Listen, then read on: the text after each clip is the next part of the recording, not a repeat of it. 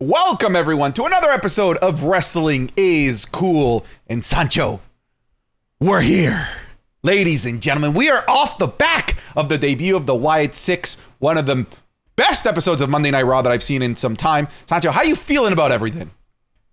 It doesn't feel real that we're finally at this moment. It's been what? Months? I think the one thing about the debut of Uncle Howdy's Wyatt 6 was I felt the spirit of Bray Wyatt. I did too. That felt very, very surreal to me that they were able to. But yeah, man, wrestling definitely is cool, and I feel like we've hit another.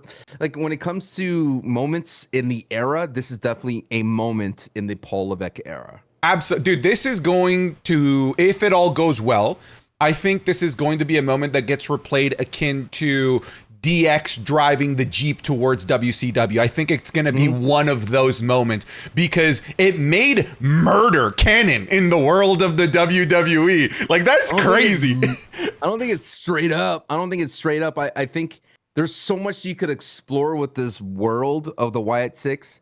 But I don't think it's like canon. Like I know. We can talk about it later. But I know what you're saying. It was beautiful, man. It was a great time and a great reward for all those people that were following the little piece of candy trail that they were leaving for so many months. And it was pretty cool, man. It felt like its own little PLE. It really did. And we're going to be talking so much more about the Wyatt 6, which is spelled sick, as in sick people, which I thought was pretty neat. We're going to be talking about the Wyatt 6. Don't you ever do that again. Don't you ever do that again. What? I'm a visual learner. There was a lot of movement in that cough, brother. Oh no, that's going to get clipped. No, Sancho, what have you done? I'm sorry, dude. That's going to get clipped. Folks, we're going to be talking about the Wyatt 6, Seth Rollins, Drew McIntyre quitting, everything that happened at Clash at the Castle. It's a big episode of Wrestling is Cool, so sit back, enjoy. But more than anything, just know that you could have been getting this episode 3 days earlier over on Patreon, patreon.com/SantiZap. And these are the types of episodes that you for sure want to be a patron for, because this is really off the heels of one of the most important moments of the year in professional wrestling. Not only do you get the podcast 3 days early, but you get the Wrestling is Cool Watch Club, where we watch matches that you get to vote on. This week we did a bunch of highly requested matches, including the amazing ladder match between Kevin Steen and El Generico and 4 other classics. We have the Raw reviews, the SmackDown reviews, and more. So come check it out. Patreon.com/SantiZap. The link will be in the description, in the comment section, or wherever it is that you can get information if you're listening on audio services. But Sancho, let's talk about the Wyatt 6. I'm going to start off here by saying that I was cautiously pessimistic, not optimistic about this. I feel like the general consensus online was that this was immediately going to bang right off the rip, that this was going to be a super important, super big debut. And I was actually a bit more cautious about those thoughts. And I was cautious about them because I didn't want to give Bo Dallas and this new group the expectations that they have to hit it out of the park just like Bray Wyatt. Because this is a spiritual successor to Bray Wyatt, but it doesn't have the genius of Bray Wyatt in it and leading it and planning it. I'm happy to say that I feel like I'm wrong, at least in first impressions. That's this 100% is fully it's almost like Bray Wyatt left behind, scribed in stone, how to follow up the story of the Wyatt 6, because it just feels right. It feels like Bray Wyatt is in there. I like the fact that there's 5 members, making me believe that the 6 is Bray Wyatt spiritually, the Lantern. I was pessimistic about it because it was Bo Dallas, somebody who has not been able to really find something that's worked in the WWE. Same with Nikki Cross has really struggled to find something that works. Dexter Lumis has struggled to really latch onto the WWE. Eric Rowan as well has really struggled to find his footing ever since leaving the Wyatt family. And then we had over from NXT, Joe Gacy, who was kind of transformed and was left with no direction. I felt like we were putting together a group of misfit toys. And because of that, I wasn't certain that it was going to hit because I had no evidence that could make me certain it was going to hit. But I'm glad that it hit because I feel like they knocked it out of the park. Some great things said. Do you have your air conditioner on? Because I feel like I hear that. It's central air, brother. I can't do anything about it. Oh, brother. I agree with all those things that you said. I think the main thing when we get in like a little bit of a trouble when it comes down to realizing these are different, like the wrestlers past, but these are like different. They're like this is like a different page. They're working with different tools. They're given different freedoms as the Wyatt Six that they couldn't do before. And they're maybe leaning into what they're best at. I mean, Dexter Lumis, you gave a great example, couldn't really connect in the NXT, but he is really good with his physical presence and being really creepy.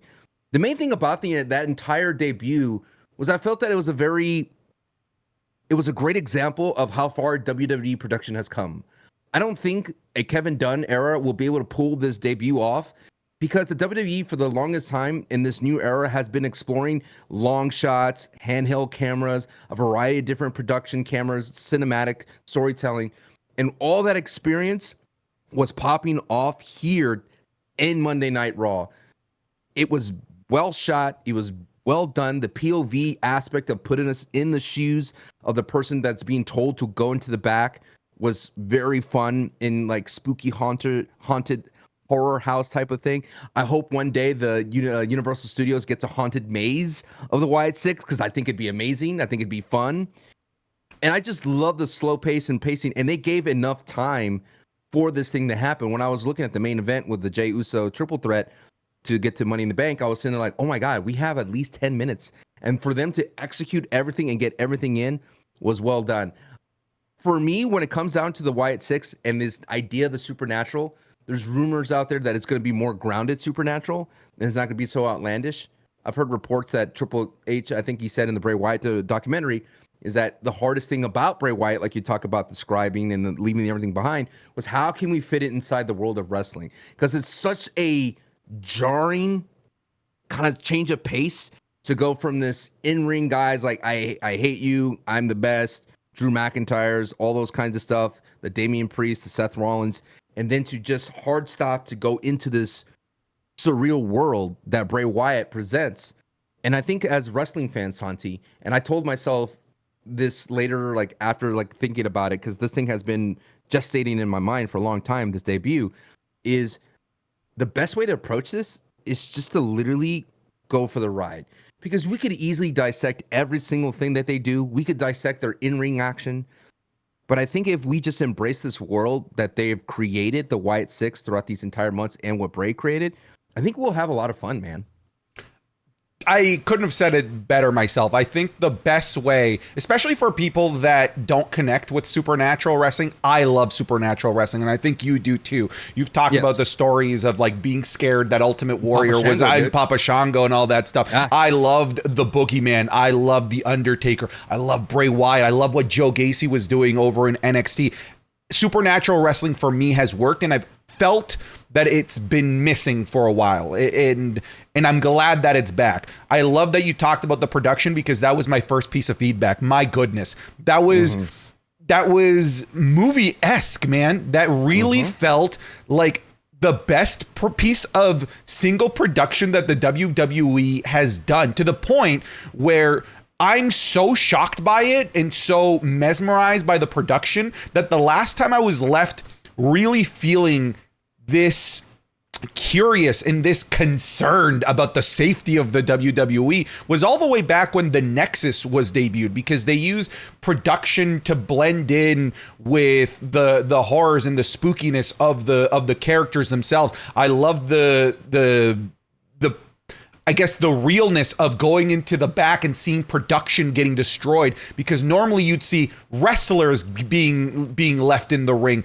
You would see the horrors would usually be reserved for something happening in ring. They took the horrors and took it to the gorilla position. And I don't know how accurate this is, but I don't know if you noticed a lot of very similar lookalikes in terms of the people that were left in the pile of bodies. And there's some really cool theories out there. There were people zooming in thinking one of them was Dominic Mysterio, one of them was Gunther, one of them was Carmelo Hayes, and of course we know that one of them is Chatty Daddy Chad Gable.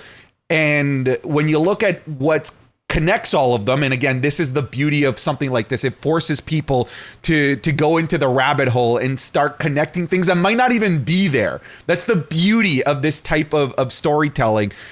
People are thinking that those are clues, those lookalikes are clues that they're going after people that turn their back on family. Chad Gable turning their back on Alpha Academy. Carmelo Hayes turning his back on Trick Williams.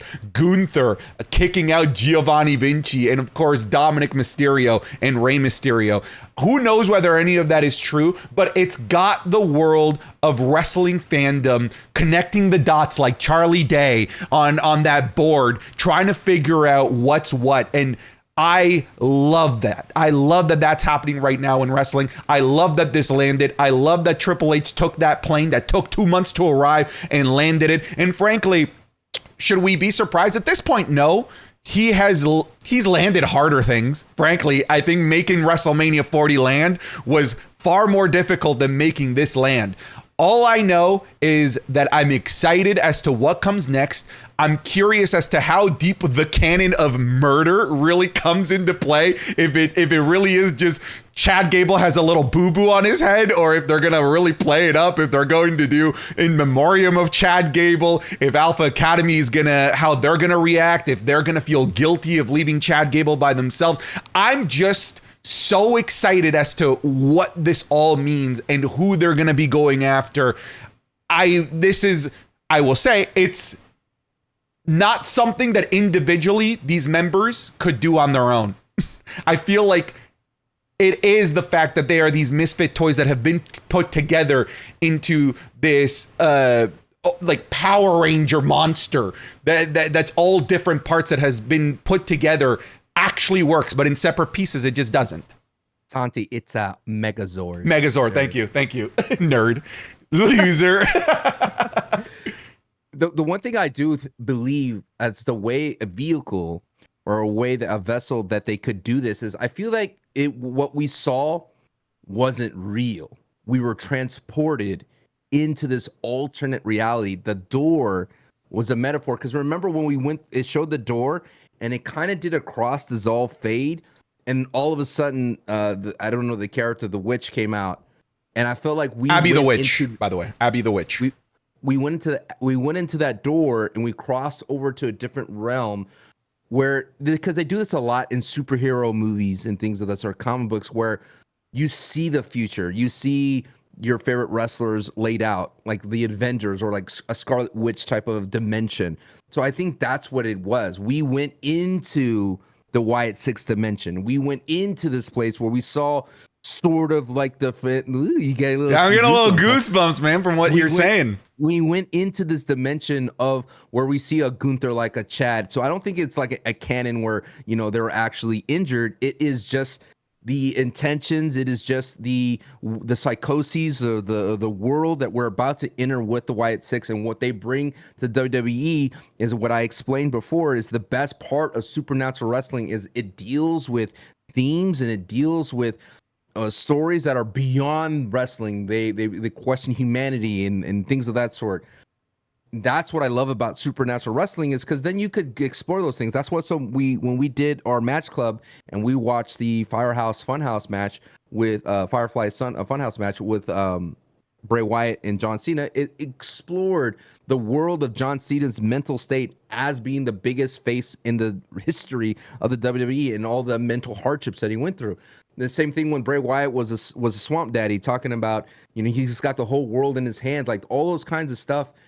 You cannot get in a standard 80s, 90s promo, or even modern promos about, you know, you come in here, you complain, and you only blame yourself. Like, there's only so far you can go with wrestling these days, but that's what makes supernatural wrestling so great, is that you can go beyond that. You could dip into that if you're willing to accept it. The same thing with the Broken Hardys and the Hardy Compound in TNA and Impact. If you just let go of your initial kind of idea what wrestling is and just accept what they present to you and go for that ride, you would love the Hardy compound and the Vanguard and all that, like just the kookiness of it all and how his family's involved. And you could see like, hey, when the Hardys bring in his family, it's fun. You know, it's exciting to see even his dad with the shovel, you know, and go into the lake. What is that lake called? The Lake of Reincarnation. Yes. Yes. So it's incredible to have that. And that's what makes me interested and makes me excited. And that's why I don't want to nitpick it to death. Like in the sense of, oh, you know, how are they going to be booked? Are they going to be like extremely unbeatable? Because I think that's where the Fiend went wrong, was like they made the Fiend take 6 curb stomps. They lit the Fiend on fire. I hope that they took what the lessons that they learned from the Fiend and what the Vince McMahon, how he booked the Supernatural and how the Fiend loses to Goldberg. Like those kinds of things, I think they could happen. Sure, we might hit a road bump, but I think in Triple H's mind, and I'm hoping that they say less is more.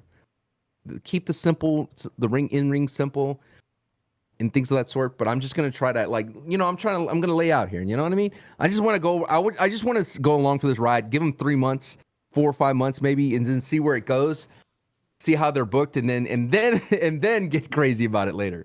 That's yeah. So I love what you mentioned about the multiverse, because what happened when the Avengers ended, right? Like once they defeated Thanos, I feel like that's our WrestleMania 40, right? They decided to explore the world of the multiverse. I love the idea that we are seeing like a mirrored world, like the world as seen by the Wyatt Six, this massacre that isn't actually real. If a regular human were just to walk, it was just normal. Regular guerrilla was happening. Right. People were back there. Chad Gable is still alive, but we're seeing maybe what the world would look like if it was, I don't know, in the mind of the Wyatt Six. I think that's a brilliant thought, and I never really considered it, because the idea of murder in the WWE is so ridiculous. It obviously wouldn't work. I mean, they tried it with like the exploding limo and stuff. It wouldn't work.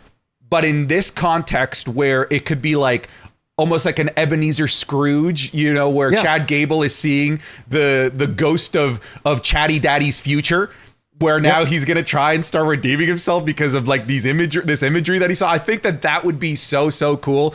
And I do agree with you. I do think that this needs to be a situation of less is more, where you don't need to overexpose them to the realities of professional wrestling. You don't need to expose them to the materialistic gains and goals that regular wrestlers want to go after. Going after a title, going after tag titles literally makes no sense for this group, because then that means you are grounding them into the world of humans. You are grounding them into the same avarices that humans have, which is greed, which is to be the best, to be at the top, to be the richest, whatever it might be.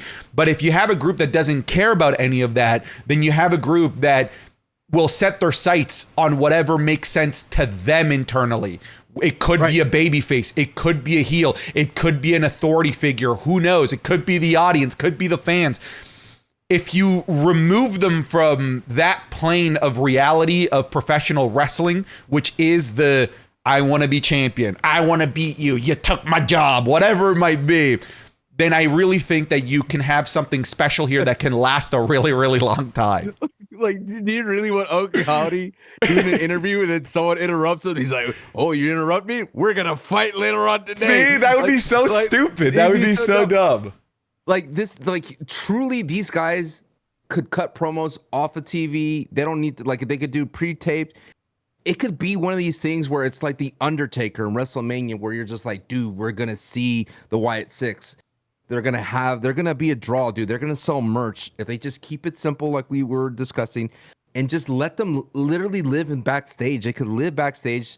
They don't necessarily have to have matches. They could have like these multiverse matches for a bit and really lean into the fun. And if they do this correctly, I love the idea that you were able to materialize what I was thinking. But yeah, if they create a alternate timeline, like we're getting deep in the weeds here. If they create an alternate timeline where they could have these dreamlike matches in this, like, even if they do silly lighting, like, thank God, don't do red. But if they do like a different lighting, you're like, dude, we are no longer in wrestling world. We are in the Wyatt Six's world, and this wrestler now is dealing with it. They're in the dark. They're falling down the rabbit hole, and this is their time. And now we get to explore this another layer of this gimmick in a free world where there's no rules, where you could have what do they call them? The cinematic matches. You could have a cinematic match and film it, and I would watch it.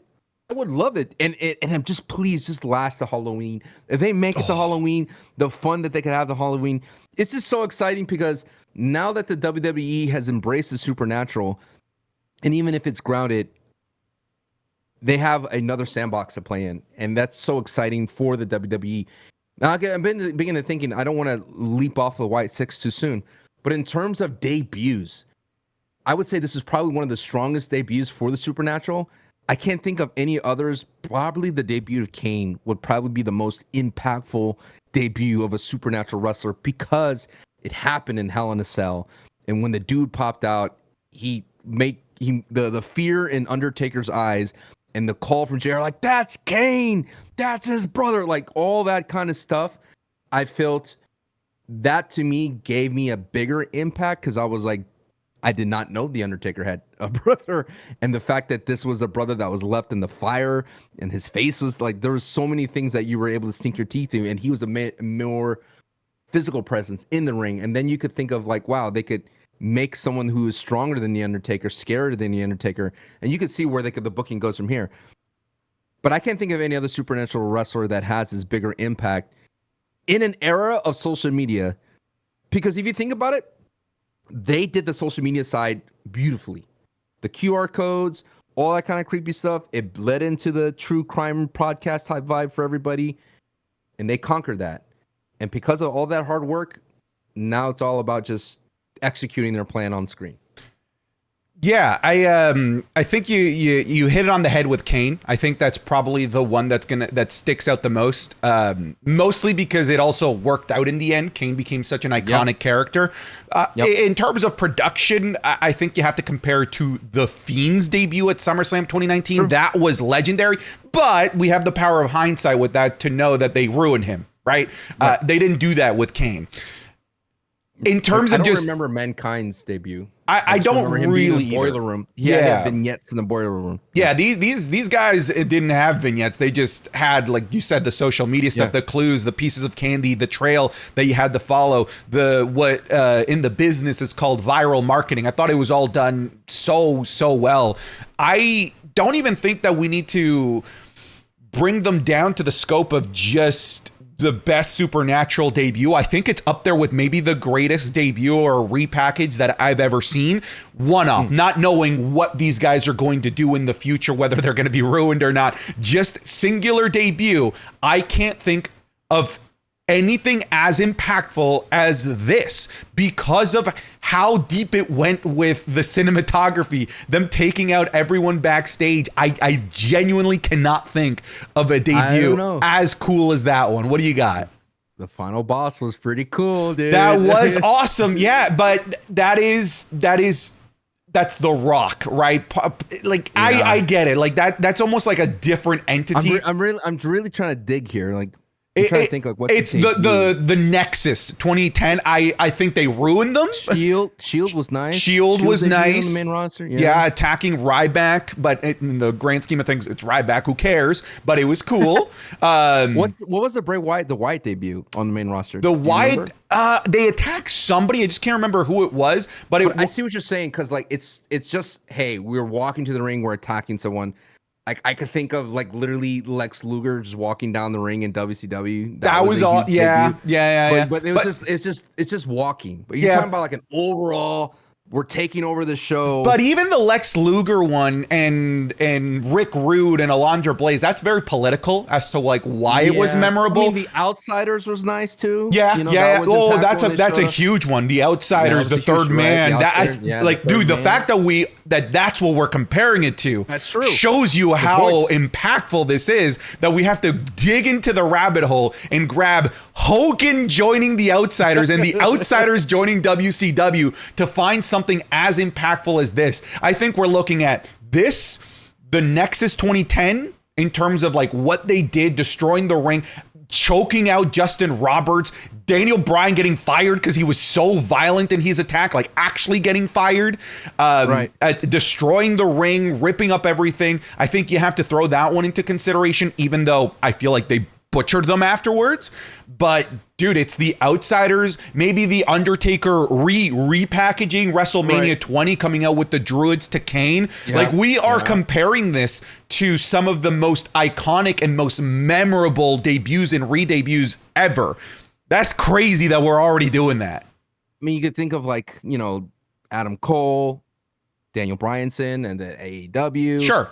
I mean, you could think of CM Punk, but those are more like wrestling debuts. Like, you know, I know what you're saying. I'm trying to figure out like a moment, like a monumentous moment. But I mean, CM Punk's up there, but that feels still more. Like I said, the Wyatt Six feel bigger than wrestling. It feels bigger than that. And CM Punk is an established name. These are, for the most part, nobodies. For the most part, like when I compare, that might have been harsh. Just when compared to CM Punk and compared to The Rock, Hogan's, those in comparison.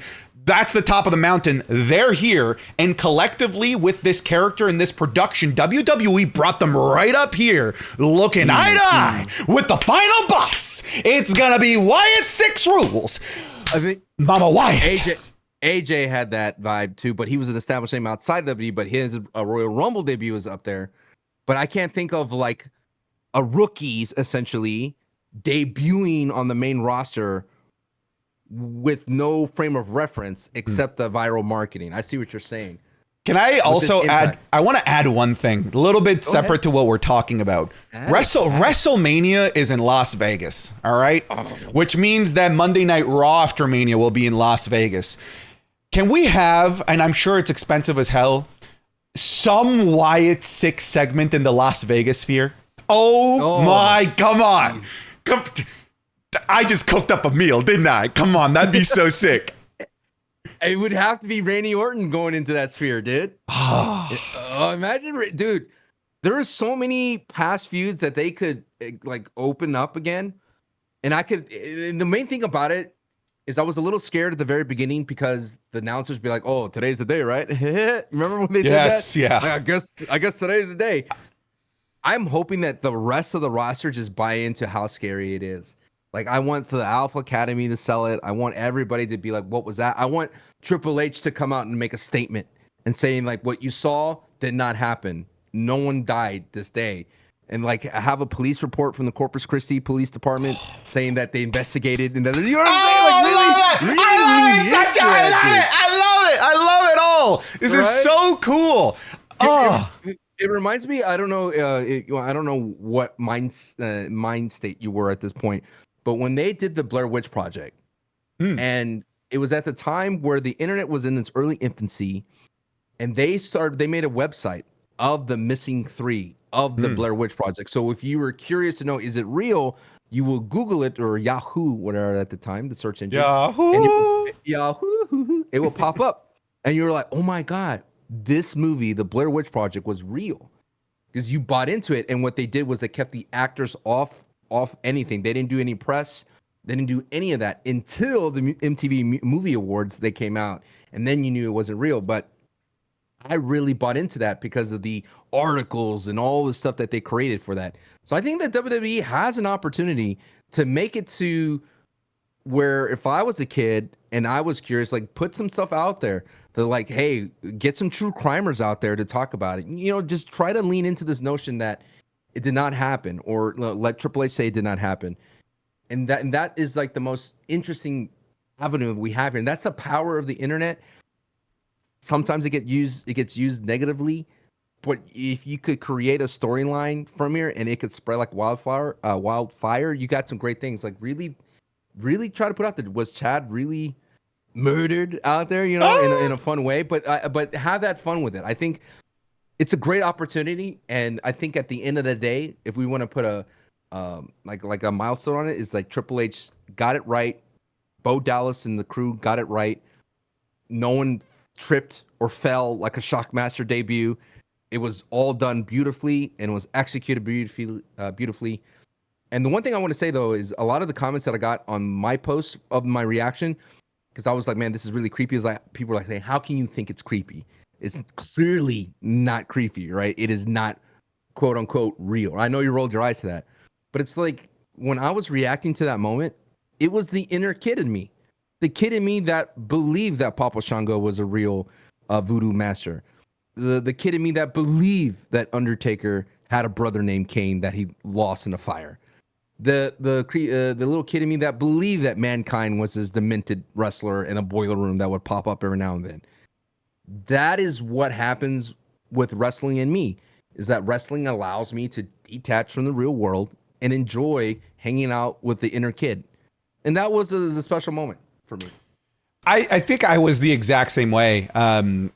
That moment of Nikki Cross coming out and crawling, I completely threw out any notion of realism out the window. I'm like, take me on this ride. I want to see what you're about to put me through. I love that you mentioned that you'd like to see the WWE, the superstars, Triple H, Corpus Christi police acknowledge that something happened, or maybe that it didn't happen. Did you see the backstage interview with Jey Uso after he won? When yeah. So after he won, they brought it up. He's just like, hey, I know that I took those Fireflies. I said they were mine. They can have them back. I don't want any of that smoke. I saw what happened. I don't want any of that. The Wyatts are here, and you can have the Fireflies back. I thought it was great. That was great. That's good, dude. That's what I want.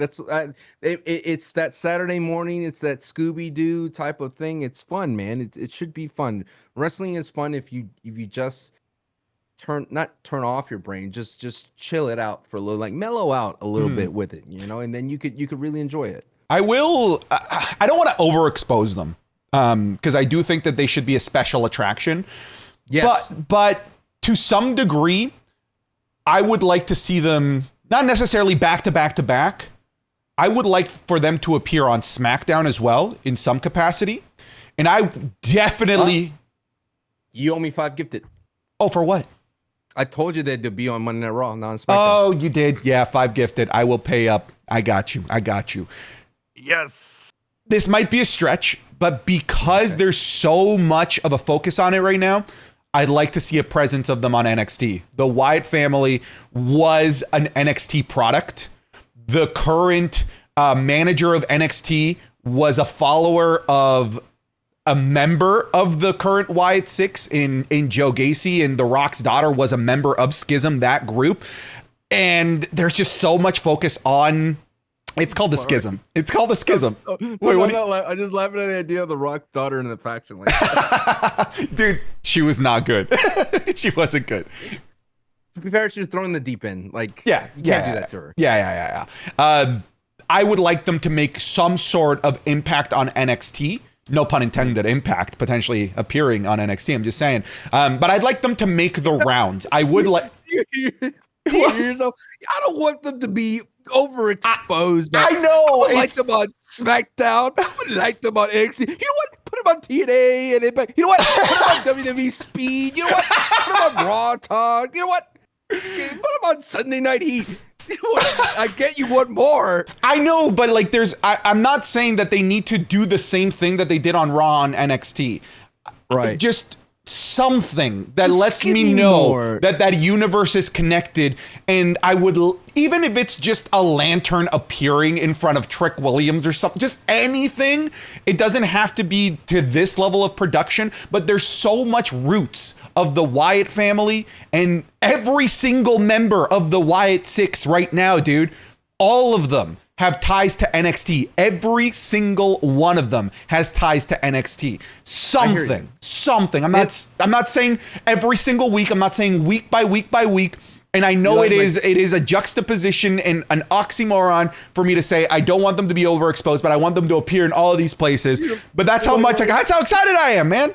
You're like my 2-year-old, you just want more. I already fed you a delicious breakfast. You still want pancakes. No, I agree with you. I think because there's 6-5 of them, they could definitely spread them out. It doesn't have to be all of them together. And what's so interesting to me, I think with the Abby the Witch, she could help the women's division, to be honest with you. I think if they do some stuff with Unholy Union, I want that, there's so many abilities to kind of cross-pollinate is the word that you're looking for. And I think they could do that in a very intelligent way. I would love them on SmackDown because SmackDown does need some help. One last thing. It's Yes. the Wyatt Six. There are 5 of them. Do you want to see a 6th person added, or do you want it to be the spiritual 6 of Bray Wyatt? Because they do this in sports, right? If a prominent athlete that's active passes away, they'll do a play where they're one man down, right, with one man down. Do you think that that's what they should roll with? Do you see an Alexa Bliss maybe joining in, somebody else coming into this group? What would you like to see? What's interesting is when I talked about the women's division, I don't think Alexa Bliss is needed in the Wyatt Six. I think they got it down pretty. It feels like they're solid. I would like them to keep it where Bray Wyatt is that 6th member. I think it's kind of neat because then you could do a lot of different things with that lantern. You kind of talked about Trick Williams. You know, you want a segment with them in the lantern, but now that lantern becomes a character. Just like Undertaker's urn became a character and it became a source of power, I think the lantern could be that for this group. That if one is low or needs a HP regain, the lantern could give him that. And I think that to me would be awesome. One of my favorite segments, I don't know if you remember this, was Paul Bearer walked into the middle of the ring and he opened up the urn and a big bright light flashed out of it. Yeah. I do remember that. And he was holding it and he was doing that. And then like I think it maybe that conjured the Undertaker, but essentially that could be cool. And then if there was a heel or a face, they could either destroy the lantern, attack the lantern, take the lantern. There's so many different things that they can do with that being Bray Wyatt, so to speak, the big Firefly. I don't want to spend like the whole episode on this, but like now that we're talking about it and the lantern as a character, this is again in the head of Santi's crappy fantasy booking. If we do involve NXT or Trick Williams or anything like that, I think the lantern should be an omen of good and an omen of bad, where it appears in front of the person that it says it's going to help. Like, for example, if it were to appear in front of Trick Williams, they don't come out and attack Trick Williams, but maybe in a couple of weeks, they do what they did to Chad Gable to Carmelo Hayes as a, hey, this guy turned your back on you as family. Now we're going to go show him that you don't do that to family. I don't know. Again, just in the weird mind of Santi, like you said, there's so many things you could do, even just with the lantern, because there's so much symbolic importance to Bray Wyatt with that lantern, where it can be a character, it can be a plot device, it can move stories along as an inanimate object. That's how powerful the legacy of Bray Wyatt really is, and the imagery of that lantern, because it's got over a decade now of WWE lore. Man, dude, I'm just pumped. I'm excited. I cannot wait to see what they do next. I haven't been this giddy over a debut of not a megastar or a return of a not a megastar in a while. It's been a hot minute. I feel that they should never lose or win for a long time. Like, all their matches should be did not finish as DQs. Someone gets counted out because they're too scared. There's so like, don't pin any of them for a long time. And maybe don't let them win, because it's not about wins or losses for them. They shouldn't matter. But you know who cares about wins and losses? Drew McIntyre. Drew McIntyre cares about wins and losses, so much so that he quit. How convenient that he quit before everyone in the back room got murdered. How convenient, Drew McIntyre. Don't think that I don't see it. It's a Final Destination moment for him. He had that feeling, and then he left, and now he's going to be haunted by it the whole time. Dude, that sounds crazy, but it's not crazy either. It's also not crazy either. A Final Destination-like storyline with this group would unironically work. But we have Drew McIntyre, who on screen quit the WWE, deleted his social medias after everything that happened at Clash at the Castle, which, might I add, masterfully executed. The CM Punk stuff, the referee. I know some people are like, how could you not tell it CM? Shut up. I could tell. I couldn't. Wow. Sancho. He's slick back hair, dude. It's iconic. Yeah, but they have that ref that's got the slick back hair that looks like Count Dracula. Different color. That's different color. Okay. That guy is darker. Wow. And then the Chicago Jordans, bro. Okay, I wasn't looking. Sorry, I wasn't looking at the Jordans in the middle of like the one of the most important 2 counts of the year, brother. Keep it together, brother. Yeah, that was a big giveaway, obviously after the fact, but when it happened live, it completely caught me off guard. It was great. I know, you meme me for my saying of it's okay for 2 + 2 to equal 4. They did the same thing. They got to the same result. But Sancho, instead of 2 + 2 = 4, you know what they did? 2 × 2 = 4. They're like, we got you the thing you were expecting, but we got there a different way that you weren't expecting, Holmes. Now we're multiplying, baby. Hate you and your math. Your math. Dude, do you think I think Drew's gone until SummerSlam. I think it'd be smart. There's I think a couple of reasons. Obviously, less is more sometimes. A lot of people are like, oh my God, Drew McIntyre's going to lose his mind. He's going to destroy. I like that they went this route. It actually caught me off guard. I really was expecting a Drew McIntyre that was going to crash out and destroy everybody, go crazy, continue to whine on the mic. This was something that I wasn't expecting. This wasn't a path that I was expecting him to go in. But also gives him time to be with his wife, who just had surgery. So I think it is a good move to give him time to gather himself in his personal life, to make sure obviously that's okay. But yeah, like his absence might actually add to the allure of what's next and what we want to see from him. It was so well done too. He was sitting in the ring and the crowd was chanting CM Punk. I was like, bro, how can you chant CM Punk to this dude who lost in front of his own crowd? And he had that moment like, why am I doing this? Why am I torturing myself? It reminds me when you're streaming. I was gonna say, I know you. I was gonna say that. I'm like, I know you and I have had moments where you're live, you're like 30 minutes in, and you're like, man, I could just hit the stop streaming button right now. Yo, hey, I'm tired of losing Fortnite. I'm gonna go now. Everyone's saying L. I'm not. Why wasn't I doing this? I lost in Fall Guys. It was a very great, and I think what really sold it was Triple H trying to plead with him like, well, dude, we'll fix it. Whatever you want, we'll fix it. Just please don't leave. And I think that they could continue doing that, and they could have Triple H text him. I think Adam Pearce is the perfect person to be like, Drew's not here. I've texted him. I've done all that I can to get him back, and he's not answering his phone. He blocked me, whatever. I think this is great, dude. This is what the WWE does at its best, where it still blends the line of kayfabe. You're like, I don't know, this dude could be gone, because the way he did it is you really thought he was gone. Like the way he just said, you know what, I'm tired of this. I quit. Yeah, it's like the Forrest Gump not running anymore. Yeah. He's like, I think I'm gonna go home now. And everybody's like, oh, what about us? It's kind of like that. But I'm excited to see what's next for Drew McIntyre. We get information. Not going to AEW, everybody. No, not oh God. Actually, that brings up a good point. I kind of wish that they hadn't announced his re-signing, that The Rock hadn't talked about his re-signing, because then gave him the sword, right? Yeah, because then this would have had us all, like the hardcore losers like us that follow wrestling a little bit too closely. We would have been wondering. Now we just know, obviously, like this is a ruse. Messed up. What if The Rock? The Rock he's not in every meeting. But what if The Rock accidentally stepped on the toes and they're like, oh no, Rock, what are you doing? Now we know. Yeah, like now we know. Oh, so. I mean, you could never know. Yeah, you could never know. There is a no compete. There's a no compete clause now in the United States. You can just quit and go the next day. So I think that's not in effect instantly. I think it's in 2025 that comes into play. Either way, it doesn't matter, because come on, what he's re-signed to the WWE. We know this to be the case.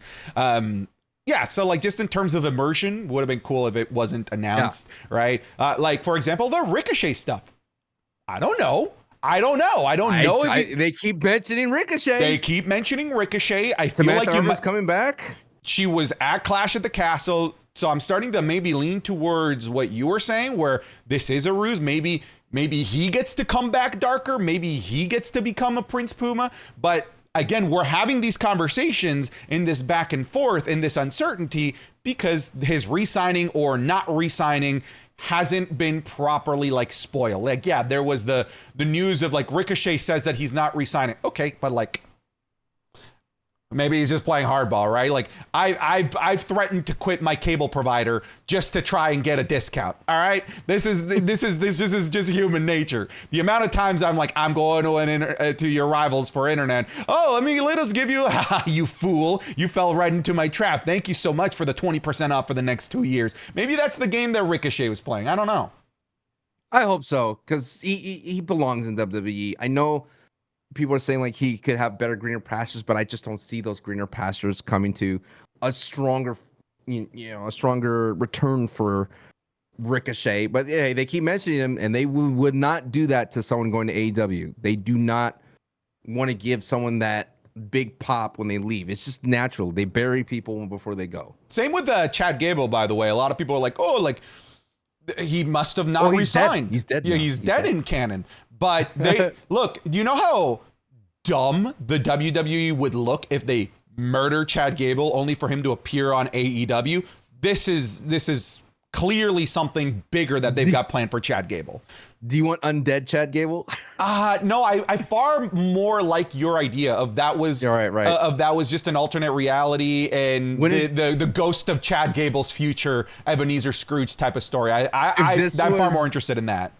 If this was Vince McMahon booking, they would cut to a morgue and Chad Gable is like covered in the sheet, and you have Alpha Academy had to identify the body. And that's the kind of stuff that you would have in the Vince McMahon booking.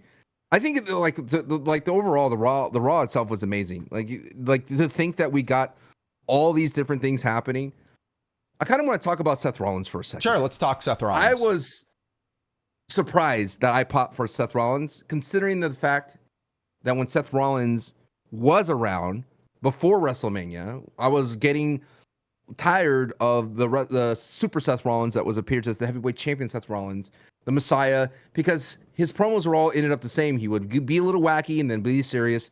But this Seth Rollins came out, didn't really do the chant. I thought we were going to sit in this chant for a long time because he didn't coerce it. Instead, it happened. He came out. He cut a very straightforward promo about being the Money in the Bank spot. Damian then comes in. Amazing performance from Damian again at Clash. We'll go more into that later, but amazing. El Campeon comes in and says, hey, I want to challenge you because you beat me in your first title defense, and I want to prove to you I'm better than you now as El Campeon. And Seth Rollins takes it. And I just love the simplicity of this entire segment.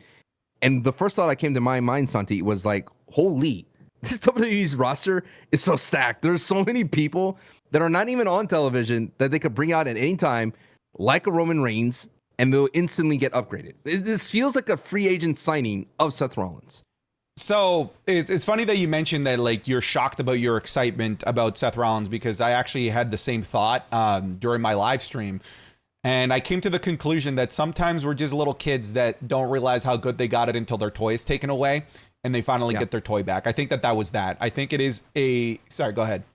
Do you like the term kidult? Kidult? Describes adults with, I hate it too. I don't like it either. No, I don't like it either. Right? Doesn't it feel weird? Kidult? No. Actually, that you know what that sounds? That sounds like some dumbass Jay-Z, not Jay-Z, not Daisy either. Gen Z. That's something that they would name their babies. Kidult. Come here, Kidult. No? Did you say Jay-Z? God damn it. It was a good thought until I said Jay-Z, and then I turned it into Daisy, the video game / movie. What kind of song is Jay-Z right these days? Kidult. It came across my TikTok. I was like, that's a weird term. I don't want to use it. I don't like it. Please don't use it. Ooh, brother, ooh. Unless it's a Jay-Z song. I'm down for it. Oh my God. What the hell are we talking about? We're talking about Seth Rollins. Seth Rollins. I feel the same way, but I'm actually on the nervous camp as to why he even came back, because I really thought he was not going to be back until SummerSlam or post SummerSlam. Right. Which almost leads me to believe that he might be Becky Lynch in this, where maybe Damian Priest actually is hurt and they need someone else to carry that title until SummerSlam. where Rhea Ripley got hurt, and they even though it was scheduled for Becky Lynch to go have some time off, they asked, can you stick around a little longer, hold the title, drop it to Liv Morgan? I'm a little bit concerned that this is one of those situations where Damien's hurt, drop the title to Seth so Seth can carry the SummerSlam, so that then he can drop it to Gunther so Seth can continue to have his time off. Because it seems early, considering how vocal both him and Becky Lynch have been about wanting to be there for raising their daughter for more than just like a month off at a time. It seems early. It seems premature. It seems like the cryogenic chamber of Seth Rollins has been opened a couple of millennia too soon. It's like a cake that came out of the oven a little too soon. Not ready. Seth Rollins. Seth Rollins or cake? Which is it? Just cut into it. Is it Seth? Is it cake? That was a stupid joke. All right, folks. This is wrestling is cool. We're reaching the 1 hour mark. Is it cake or Seth Rollins? This is the game that we're playing. I'm just kidding. People complain about me in my off tangents. Aren't you concerned about that though? That this? No. No. Okay. All right. What you say. I think more of it is that Damien was a tough dude. I mean, he did have a slight hobble. He doesn't necessarily have to wrestle until Money in the Bank because the champion schedule that we're so used to. He's not like he doesn't have to be a fighting champion. I think that he could probably recover enough to have a decent match at Money in the Bank. I would hate for him to lose to Seth Rollins, if that was what you're asking me, just so Seth Rollins could drop it at SummerSlam. I think Damien could hold it on to SummerSlam, but that's what you're assuming that Gunther's going to win. I am. Right? That's okay. That's the only way your train of thought or logic works if yes, Gunther wins at SummerSlam. I don't think Gunther is going to win at SummerSlam because then that just makes him a little bit too OP. He was OP for years. He's continued to be OP. But why does he have to be OP? Because that's the ring general, and we have Bash in Berlin around the corner. See, that's what happens when you're too smart, Santi. You're out here trying to get to the end game. You see, that's the thing with the Triple H booking. Sancho, like, you think I'm all brains, but the fact of the matter is that don't I'm do also it. bronze, buddy. You got bronze, you got brain, I got it all. I'm the entire package. I am the main event of wrestling is cool. Go on. You're like you're Professor Hulk, the smart Hulk, as they say. They're just handing you a taco. Well, why can't we have Gunther going in as a challenger to Bash at Berlin?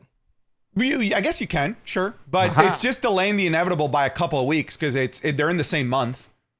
And the only reason I would say have Gunther going as the champion is because the match everyone wants for Bash in Berlin that makes the most sense for that area is Gunther versus Ilya Dragunov, and it's a B tier pay-per-view, right? This is a PLE where you can elevate an Ilya Dragunov who is admittedly early on in his main roster run. You can elevate him for that PLE cycle for this match, and then have him come back to the mid card and continue to build himself up to a proper main eventer. Okay, I understand Damien didn't want to relinquish his title because that'd be cursed for the Judgment Day, right? To do it again. You had Rhea do it, you had Damien do it, but why couldn't they do it where they could have done another tournament for a vacated title where they could say Damien tries to wrestle and he just gives out in a way. And they're like, dude, Damien, we have to protect you. You have to give up this title. And then show that he is a tough guy. You could still have it to where Damien doesn't lose to Seth. I just don't want that to happen. Sure. Because if it is a Becky Lynch situation where they are trying to give a veteran to hold the title to keep the prestige of the title up, I think doing it to Seth Rollins is the wrong move. However, I am excited that Seth Rollins is back on Monday Night Raw because that just gives another bullet in the chamber for Monday Night Raw. It's kind of insane that they have another person, another strong asset in Raw ready to roll when one goes down. Because that's what's amazing about this roster is if one goes down, someone is there to carry the torch if need be. But I just don't want... Judgment Day right now is on fire, dude. Judgment Day is one of the hottest stories besides the Wyatt 6, and you can't not lose Damien. Damien has to be there. But if Damien is there while injured, then you go, why not Rhea being around while injured? Well, it's because you get this amazing story with Liv and Dominic. I totally hear you. I actually thought, dude, if this was the Vince McMahon era, the way that they were talking. If this was Vince, I would have been convinced, I like that they were going to have a title match that night, like right there. The way the conversation was going. And then Seth would win. Seth would win. And it's like, okay, all right, he's obviously injured. He still was the fighting champion. Mad. 100%. Why not have Drew win at Clash? 100%. Yes. Which is why this era of wrestling is so much better. It's so much better. That's because Vince McMahon is very much about the instant gratification, the instant moment. Let's move the story along, as opposed to Triple H's. Right. Hey, let's simmer a little bit. Yeah. Let's treat this like we're making toffee here. Let's stretch it. Let's bring it back. Stretch it like an accordion. You know what I'm saying, Sancho? You know what I'm saying? You ever seen those toffee making videos on Instagram Reels where they're also making like candy canes and they stretch the candy and stuff? You seen that? Yeah, you know what I'm talking about. Is your brain so rotted that you're like, yes, dude? My brain is so rotted that I've recently found Skibbity Toilet, and my brain is done. It's over. That's it. It's over. It's done. There's no coming back. That's the brain. That's the brain rot of the internet right now. I don't understand it. I don't get it. But I'm in the Skibbity Toilet lore now. Somebody in the comments explain to Santi what was it again? Skibbity Toilet? Okay. Can we talk about Clash for a second here? I want to talk about Clash. I want to talk about more Skibbity Toilet. No, yeah, let's talk about Clash. I want to talk about Clash in this way that it's interesting, and I didn't validate this quote, and that's my lazy thing about my internet sleuthing, but Sami Zayn says that he wishes there were about more matches on PLEs, like 6 to 7, because he understands quality over quantity. But I am the Lorax of this in the wrestling school community. We need to have more matches on PLEs, and we need to book them a little bit differently, because this is not a glazing opportunity. I'm not going to do it. It's because no. Stop Spread the glaze. No. Yeah. Like a little jar of glaze goes into it with a butter knife, and then is now spreading the glaze on toast. I would do it with a paintbrush. That's the kind of oh my god, vision. Audio listeners, come on by the YouTube. What I was gonna say is, I feel that there's so much room on the PLE to have more people on from the roster, and here's my problem. When you put Piper Niven against Bayley, there is no clear face in this matter. And it's clear because Bayley is so over in the European side of the world that Piper and Bayley's match didn't have a clear who we cheer for. They cheered for both. When you knew the WWE would rather have Piper be the heavy favorite in that to get the most cheers, even though she's a heel. It's the same thing they wanted with Drew and Damian. Even though they're both heels, they wanted Drew to be the face, which he was. I would have preferred if Piper wasn't challenging Bayley for the championship belt. They should have just had Piper face a mid-tier heel to give Piper the experience of winning in Scotland, to give her the experience of carrying a match and having the crowd behind her. And instead, she loses in front of her home crowd, and that doesn't do anything to boost up Piper when she had that opportunity to gain experience, to get boosted, and just to keep pushing forward with this whole notion that she's a stronger wrestler than in the past. And instead, we get this wishy-washy Piper versus Bayley. We get the Chelsea Green involvement, which was fun and all. But at the end of the day, if we stretch out that PLE to 6 to 7 matches, still give Bayley someone else to wrestle. It doesn't matter who it is. And give Piper a mid-tier match. That would be great. Give Alba Fire and Isla Dawn a different kind of a match so they could have that pop. Maybe it wasn't, and don't do it for the tag team belts because, at the way they won wasn't that exciting. It was a clever finish, but it wasn't that exciting. I still think you could have these international PLEs with the home crowd favorite wrestlers, but not necessarily be for titles. Look at that PLE, Santi. Every single match was for a title. There's just too much of the same level of hype when it comes to a PLE, when you could downgrade a couple of these matches to give a little space between these hype moments. Okay. Because that, for the first time, that Scottish crowd was hot, got cold for Piper and Bayley, and then got hot again. It's just my notion is this is another example where eliminating your PLEs puts you in a box. I hear you. I'm going to play a little bit of a devil's advocate here. Go play it. Yeah. So I'm about to exercise you. Sure.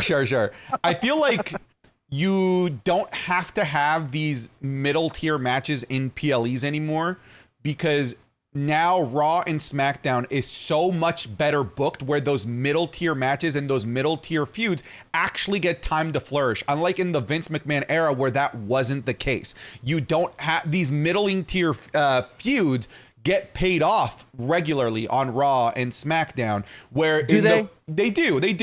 And Legado and LWO got paid off at WrestleMania, bro. Carlito and Dragon Lee got paid off. You think that was a good payoff? I mean, it's still going. You're picking the worst examples. Sometimes they fall off on television. Sure, but if they fall off on television, then they don't have legs to be on PLE in the first place. I was saying that Piper should have had a mid-tier fight. I understand, but let me continue to dig into this. Let me continue to rip this apart. If you give Piper Niven a middling tier match, she had a 14-minute match. That middling tier match would have been 3 minutes. It just would have been. It would have been sacrificed. 100% would have. On top of it being a women's match, which is already what gets the least amount of time on PLEs in terms of in-ring work, now you're telling us that it's going to be for something without stakes. It's going to get less than 5 minutes. That is what happened in the Vince McMahon. About those stakes, but it should be. But look at Backlash in Puerto Rico. I get what you're saying, but when it's a middling tier. Wait, what happened in Backlash? That was a middling tier feud. It wasn't for a title. There was not a big title for Bad Bunny and Damian. Yeah, that's a huge. It's Bad Bunny, dude, in Puerto Rico.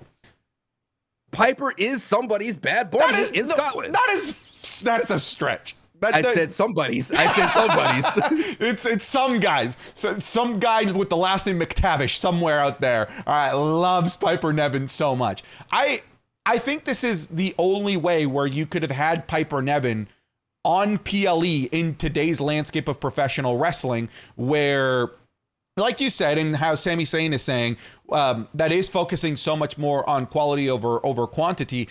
Look, I get it, but I've also lived through the era of middle B-tier PLEs with 9-10 matches where half of them were 3 minutes long. And that's where the Piper Niven middling tier feud with Naomi would have landed. It would have landed in a 3-minute match. When you think about it, though, what I'm saying is, like, dude, think of the pressure of putting Dragon Lee in a WrestleMania match. And that's his PLE, where he could have an experience with a 5-minute match on a PLE to get that experience of being cheered for the most. That's what I'm trying to tell you. It's like, I think what Sammy's coming from and where I'm coming from is that there's a lot of experience from that 3 to 5 minute match that these talent that are building up, that are getting better, are missing out on. All those people that you mentioned that get those 9 to 10 matches on those PLEs in the Vince McMahon era came from that era and got that experience and able now to put on banger matches. I think that there's just so much pressure on these 4 or 5 matches for the PLE to create this banger moment. I think it causes some opportunities to overexpose your talent, like a Jade Cargill. If Jade Cargill didn't have to put on this triple threat of a tag team match, maybe there wouldn't have been opportunities for those things. I know botches happen, and I know those things happen. Those ropes are cursed, man. Those recently, ropes are cursed. But the point I wanted to make is, I still think there's room on PLEs. You shave off time here, you shave off time there, and you got more time. Chad Gable versus Sami Zayn. The baby steps booking of Triple H made Chad Gable reuse an old thing that they see on SmackDown for multiple weeks in a row. They did it again to the PLE, where they had Maxine try to hit Sammy. Well, I already saw this. I know it's not going to happen. It's not going to work. All the Chad and the Otis thing at that PLE was rewatched things that we already seen before. That if you didn't watch SmackDown Weekly Television, you would have been amazed that you saw it for the first time at that PLE. So what I'm saying is, you shave off time there, you add it there, you could have another match that could benefit a Piper. If Piper beats somebody strong, even goes up against a Nia Jax, who Nia Jax has no whatever, right? Even if they're on separate brands, I'm not thinking about brands right now. If you go up against Nia Jax and Piper Niven at Clash of the Castle, 2 mega superstars in terms of just their presence on the women's division. And if Piper beat Nia, that would do worlds of wonder for Piper Niven than to lose against Bayley, even if it's a 5 to 6 minute match. And that's my point I'm talking about. Is the mid-tier roster is being fed to these short matches, and there's no room. There's too much talent on the roster just to have 5. And you're acting like this roster would put up duds of matches if it's like a 3 to 5 match, 5 minute match on a 6 to 7 card. I think they would be considered duds if they're 3 5 minutes. Yeah, I do. I really do. Dude, no way. I can't name you the last memorable 4-minute match. If Ricochet had a match at Clash. That's what Speed's for, man. That's why it gets tossed on Twitter, bro. That's why it's on Twitter. Sorry, X. Here's the thing, okay? The last middling mid-tier feud that happened that was on a PLE, funnily enough, was Dragon Lee. What was that PLE, Sancho? Who was the match against? Dragon Lee's? What happened this year? I'm finished. Does it happen this year? It happened fairly recently, within the last 8 months. Here's the thing. It happened in the Paul Triple H era. Yeah.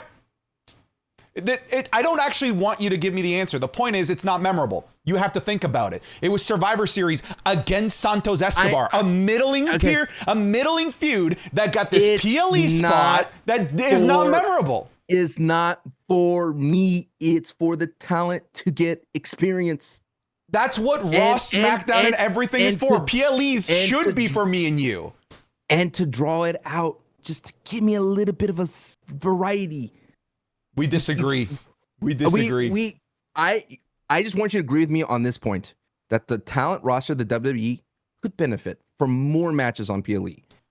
You think about the person that doesn't have a network, doesn't have Peacock, who buys it pay-per-views. Wouldn't you want more from your purchase?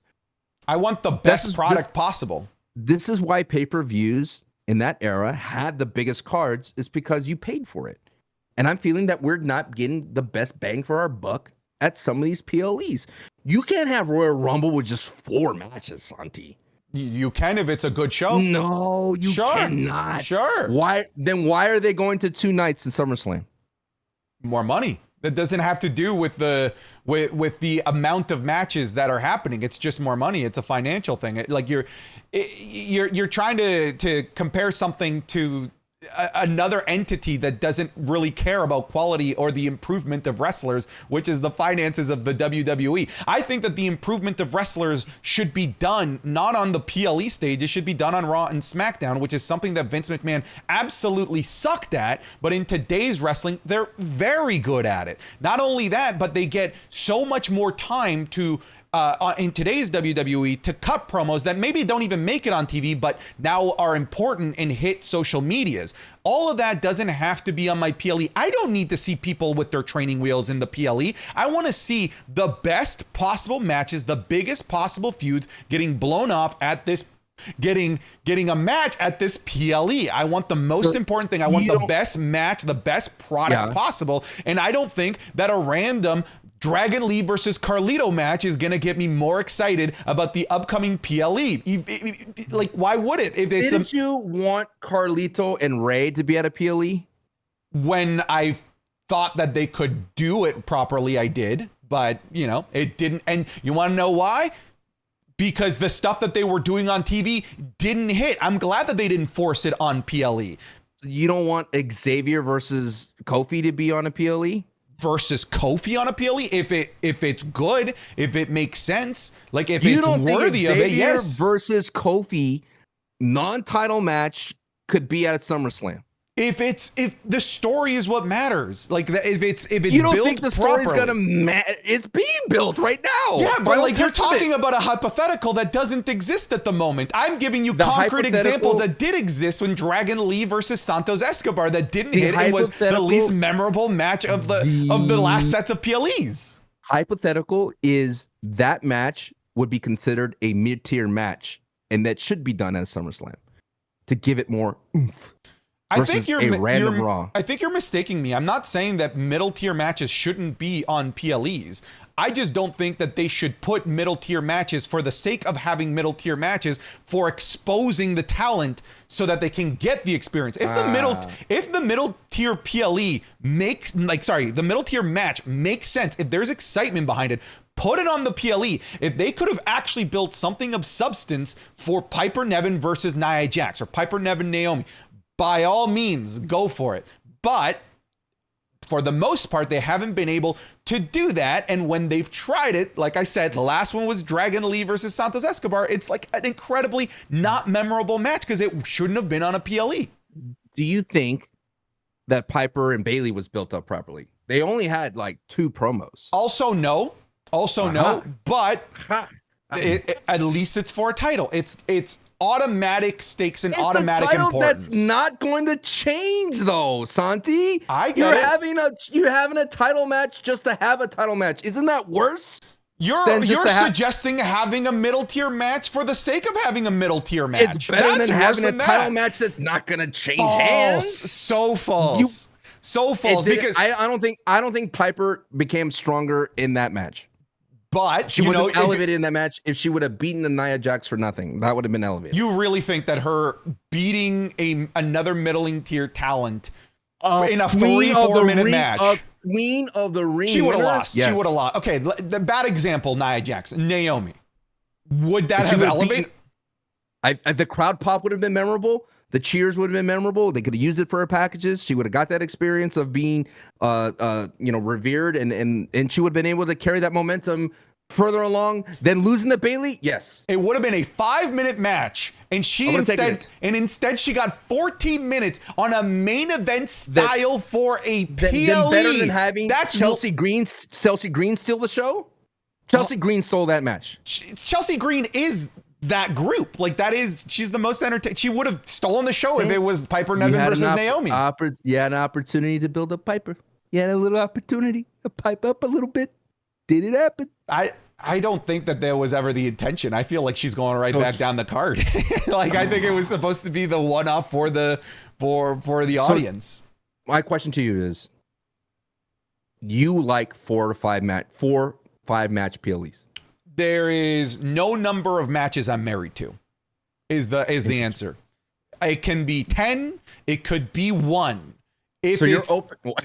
Obviously, that's an extreme example, like the most ridiculous example, right?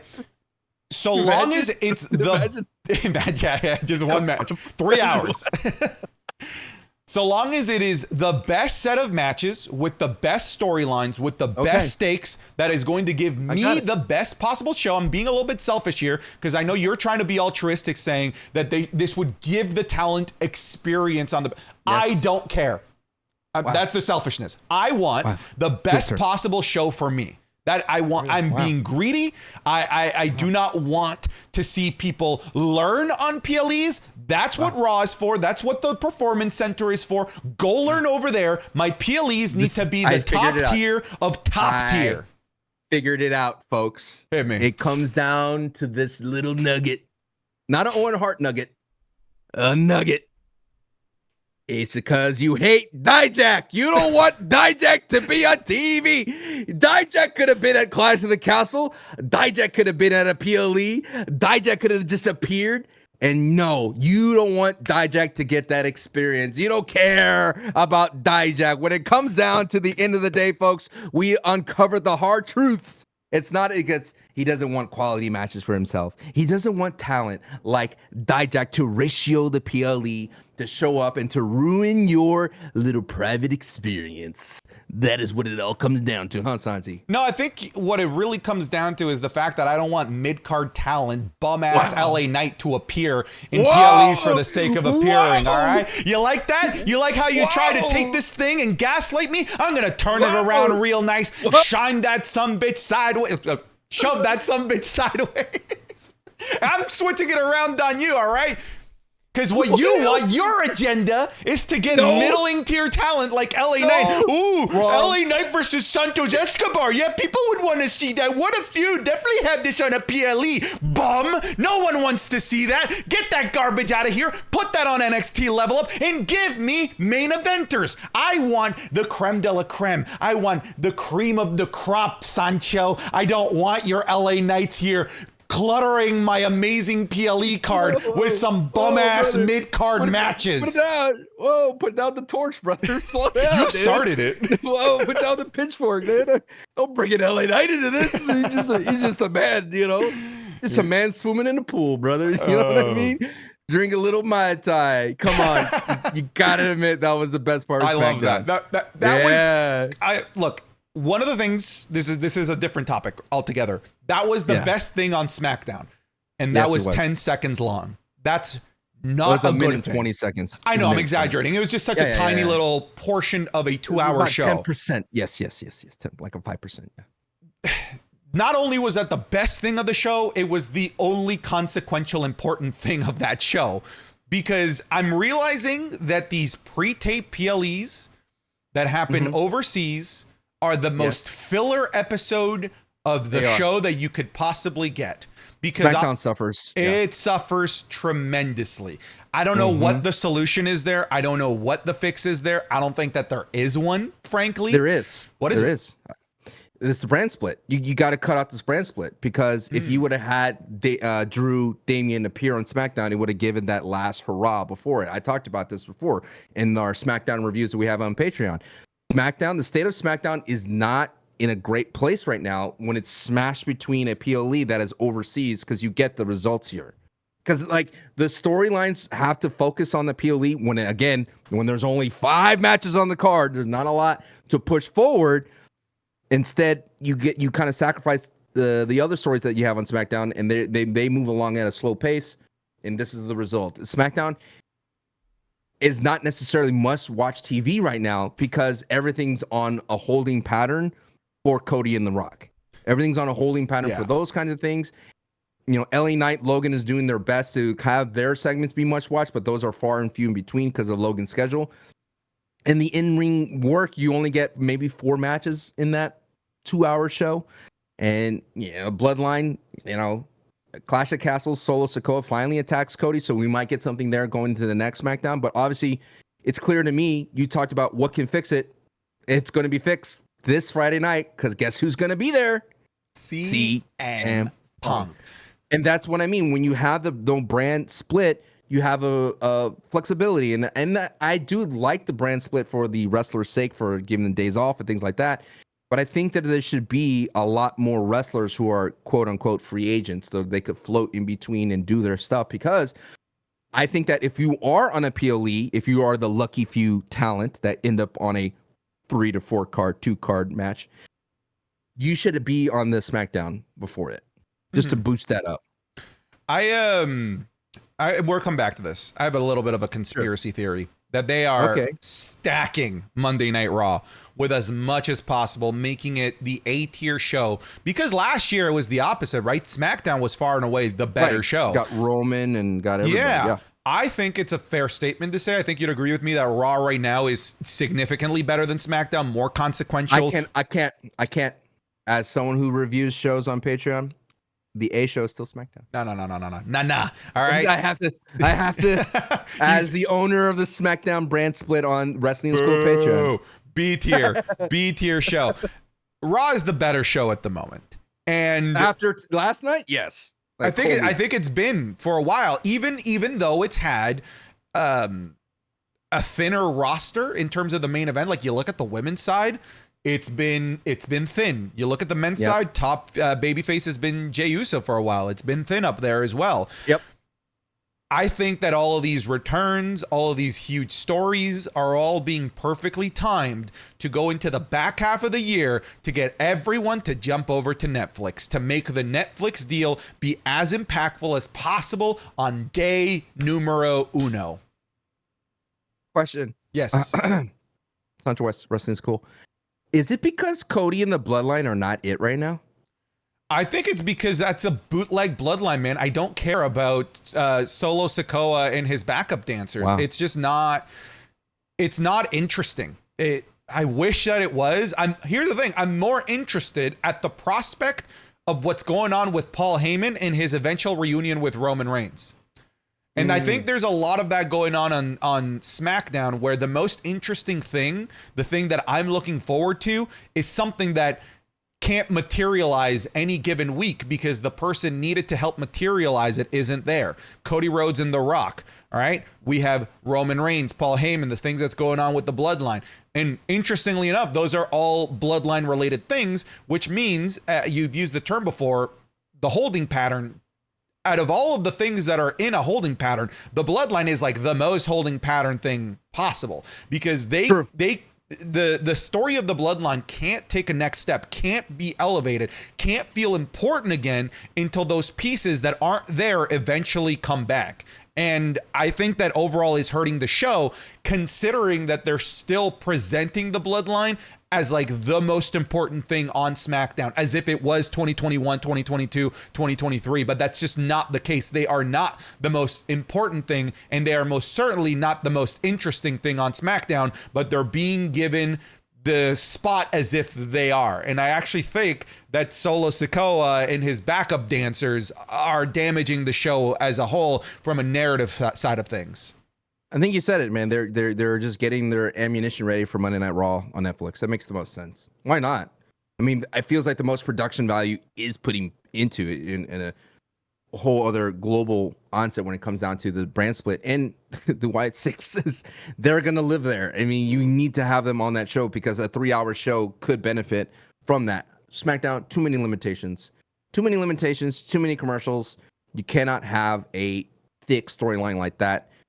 We'll see, man. Clash with Bloodline, that was interesting. I'm glad they got Randy and KO involved. So now we have, we're going to see a lot of triple trios with Randy, KO, and Cody. So did you like how Randy was looking at the title? Did you like that? That little side glance? He's waiting for his teammate to get knocked to take the belt. Yoink! It's like, have you ever seen Enemy at the Gates?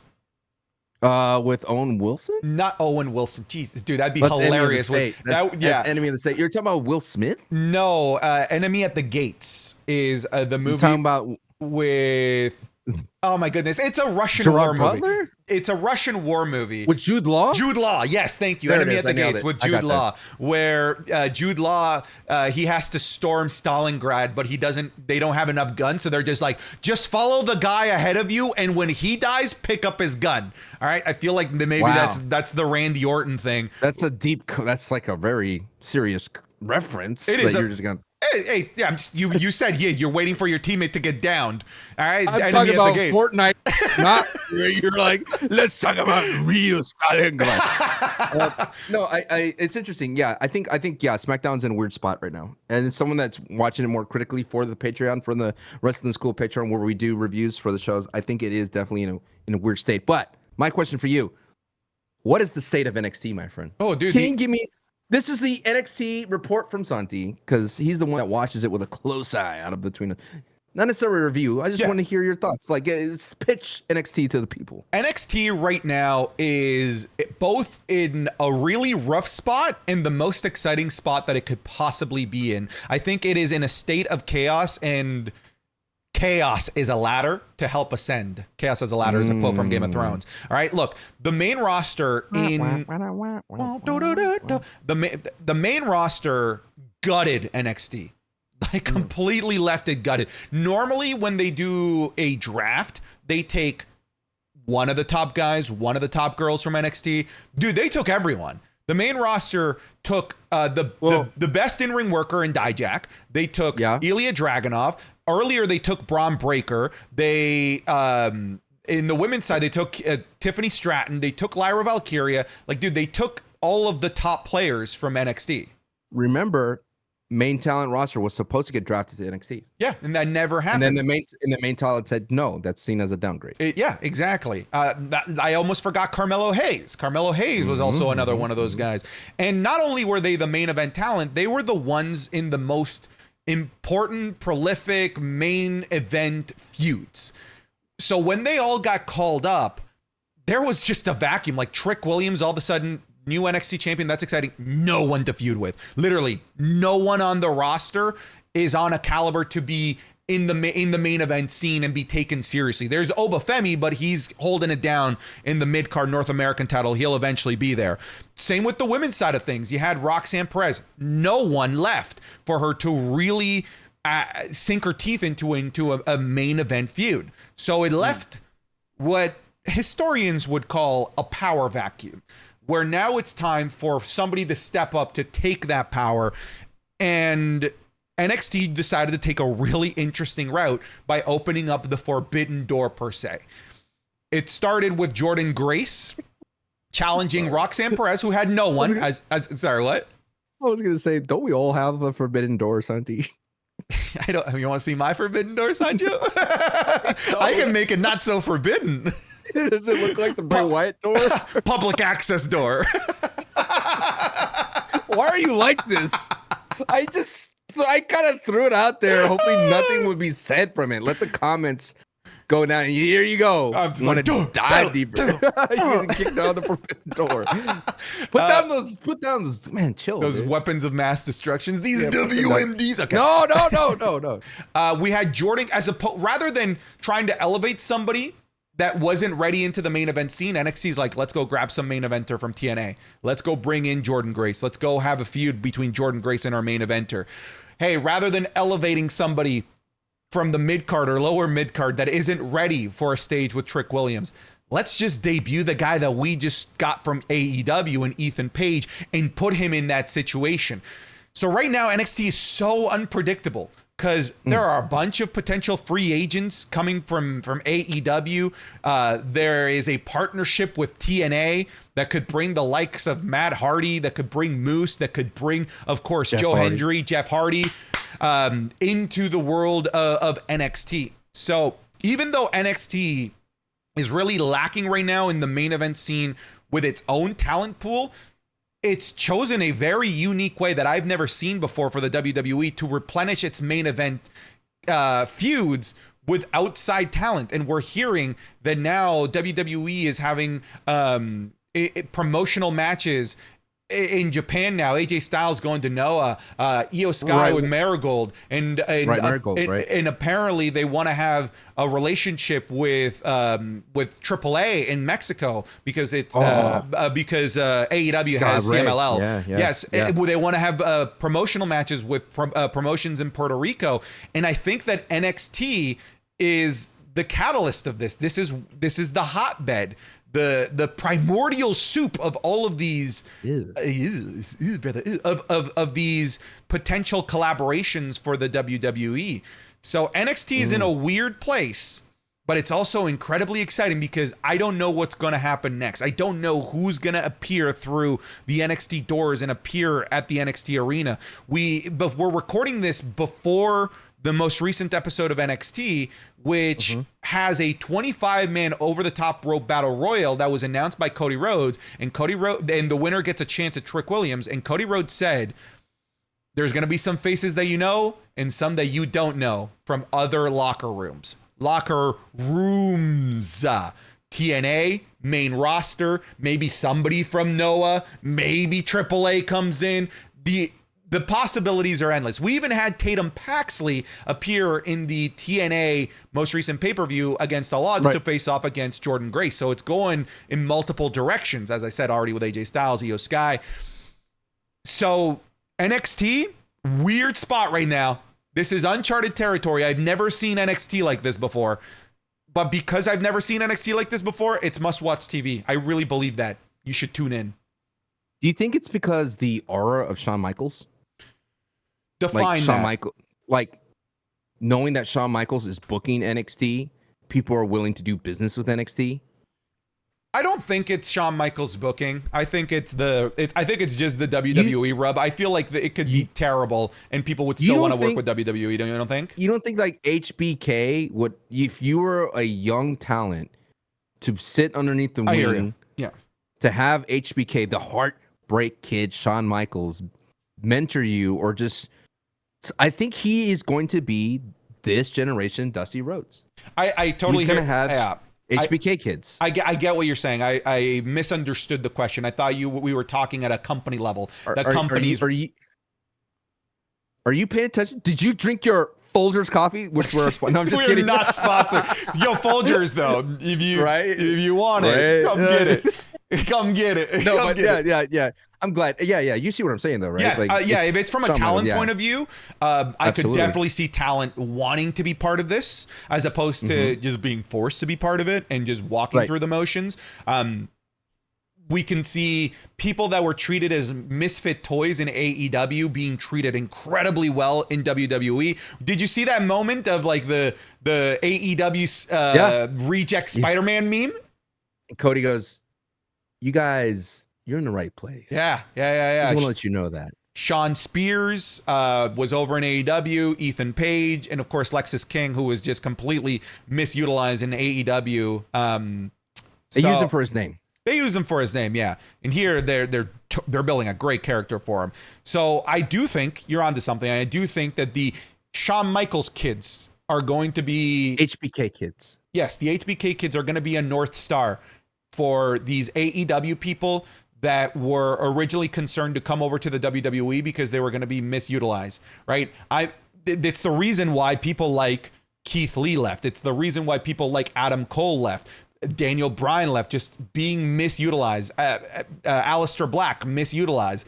And I think that starting at developmental, demonstrating to the world that right from the onset of your WWE career, you're going to be treated well as you could possibly be, that we aren't going to create the ceiling for you. The ceiling is as high as you make it. I think definitely makes NXT a very, very appealing prospect for somebody that maybe before would have seen going to NXT from AEW as a downgrade.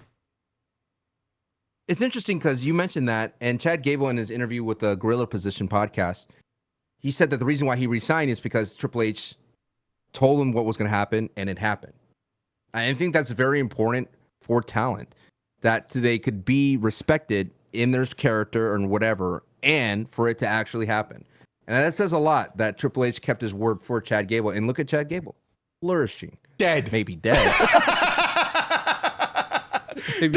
Dude, Gable resigns, dead. Drew McIntyre resigns, quit. What do we do? Maybe Ricochet resigns, mauled by the sea bear from SpongeBob. Right. Like, dude, why would you resign with the WWE? It might be a death sentence. No. It might be. Do you want to talk about Liv Morgan and Dom now or in the new Heat order? No, we can talk about it now. Okay. What do you want to say about it? I am thoroughly still impressed that they're able to execute this plan in a fun way, and that it is not done in one segment, that they spread it out throughout the entire show. And it's really engaging in that they still find different ways to implicate Dominic. They put him in these tough situations where he's literally caught with Liv in the hallway, and you have Damien going, "What's going on? Get out of here!" Right? Scram. There's so many leave room for Jesus. There's so many rooms of avenues that they're exploring, and I think they're doing it well. And it's kudos to Dominic for having fun with it, and Liv too. Like, hearing Liv say Dominic from the in the hallway, like, oh, like, get out of there, get out of there, pull up, Don. There's so many fun things that they're doing, and I think that it is one of the things why Monday Night Raw is become must watch. I will still say, if I look at all my views from all my reaction, it is the Liv Morgan and Dominic saga that continues to be huge. Granted, Uncle Howdy was the biggest thing, but it's just amazing to me that this roster is able to go through this, and I think they're towing the line, Santi, of slimy and cheesy and corny all at the same time. And I'm glad they're not, because I thought with the purple vest being missing, I thought it'd be cool if Liv Morgan appeared on Instagram with a photo of it on. Then you go like, oh, there it is, right? Like, that's the kind of stuff that I thought would be the case that they could have done, but instead they did it on the show. So I think that we're getting into it, because then the best part of it was Liv's told Dominic, "Happy Father's Day, Daddy." So good, man. You know, it's so good. If you remember from last week, my biggest criticism of it all was that was all Liv Morgan was doing and all relegated to. I'm now far more happy with how things are going with Liv Morgan because because of the Zelina Vega feud. Is that a feud that is a mouth-watering feud in terms of like, yeah, that's what we're looking forward to? That should be on a PLE, and you're gonna sit here and be like, it's not gonna be a big enough feud to be on a PLE. It should not be on a PLE. It's just gonna be one of the things that dies on TV. Zelina does not deserve the experience to be on a PLE. Liv doesn't deserve it to. That's you. No, you're literally making my point for me because the title is going to help elevate this into something of importance. All right, just like Piper Never versus Bailey, just like Piper Never versus Bailey. No. It is Dominic that's elevating that feud. Okay, I digress. And Ray too. But I'm happy that now she isn't just the succubus harlot. You know, trying to destroy a young man's career. All right, trying to ruin a young man's relationship. Seductress. Yes, is the word you're looking for. I'm glad that she's being a wrestler, being a champion, and giving us a feud, something. But again, holding pattern. A lot of these problems that we've talked about with current WWE. And when we say problems, like, dude, nitpicking. WWE is amazing right now. But there is a holding pattern in that women's division, and that is waiting for Rhea Ripley.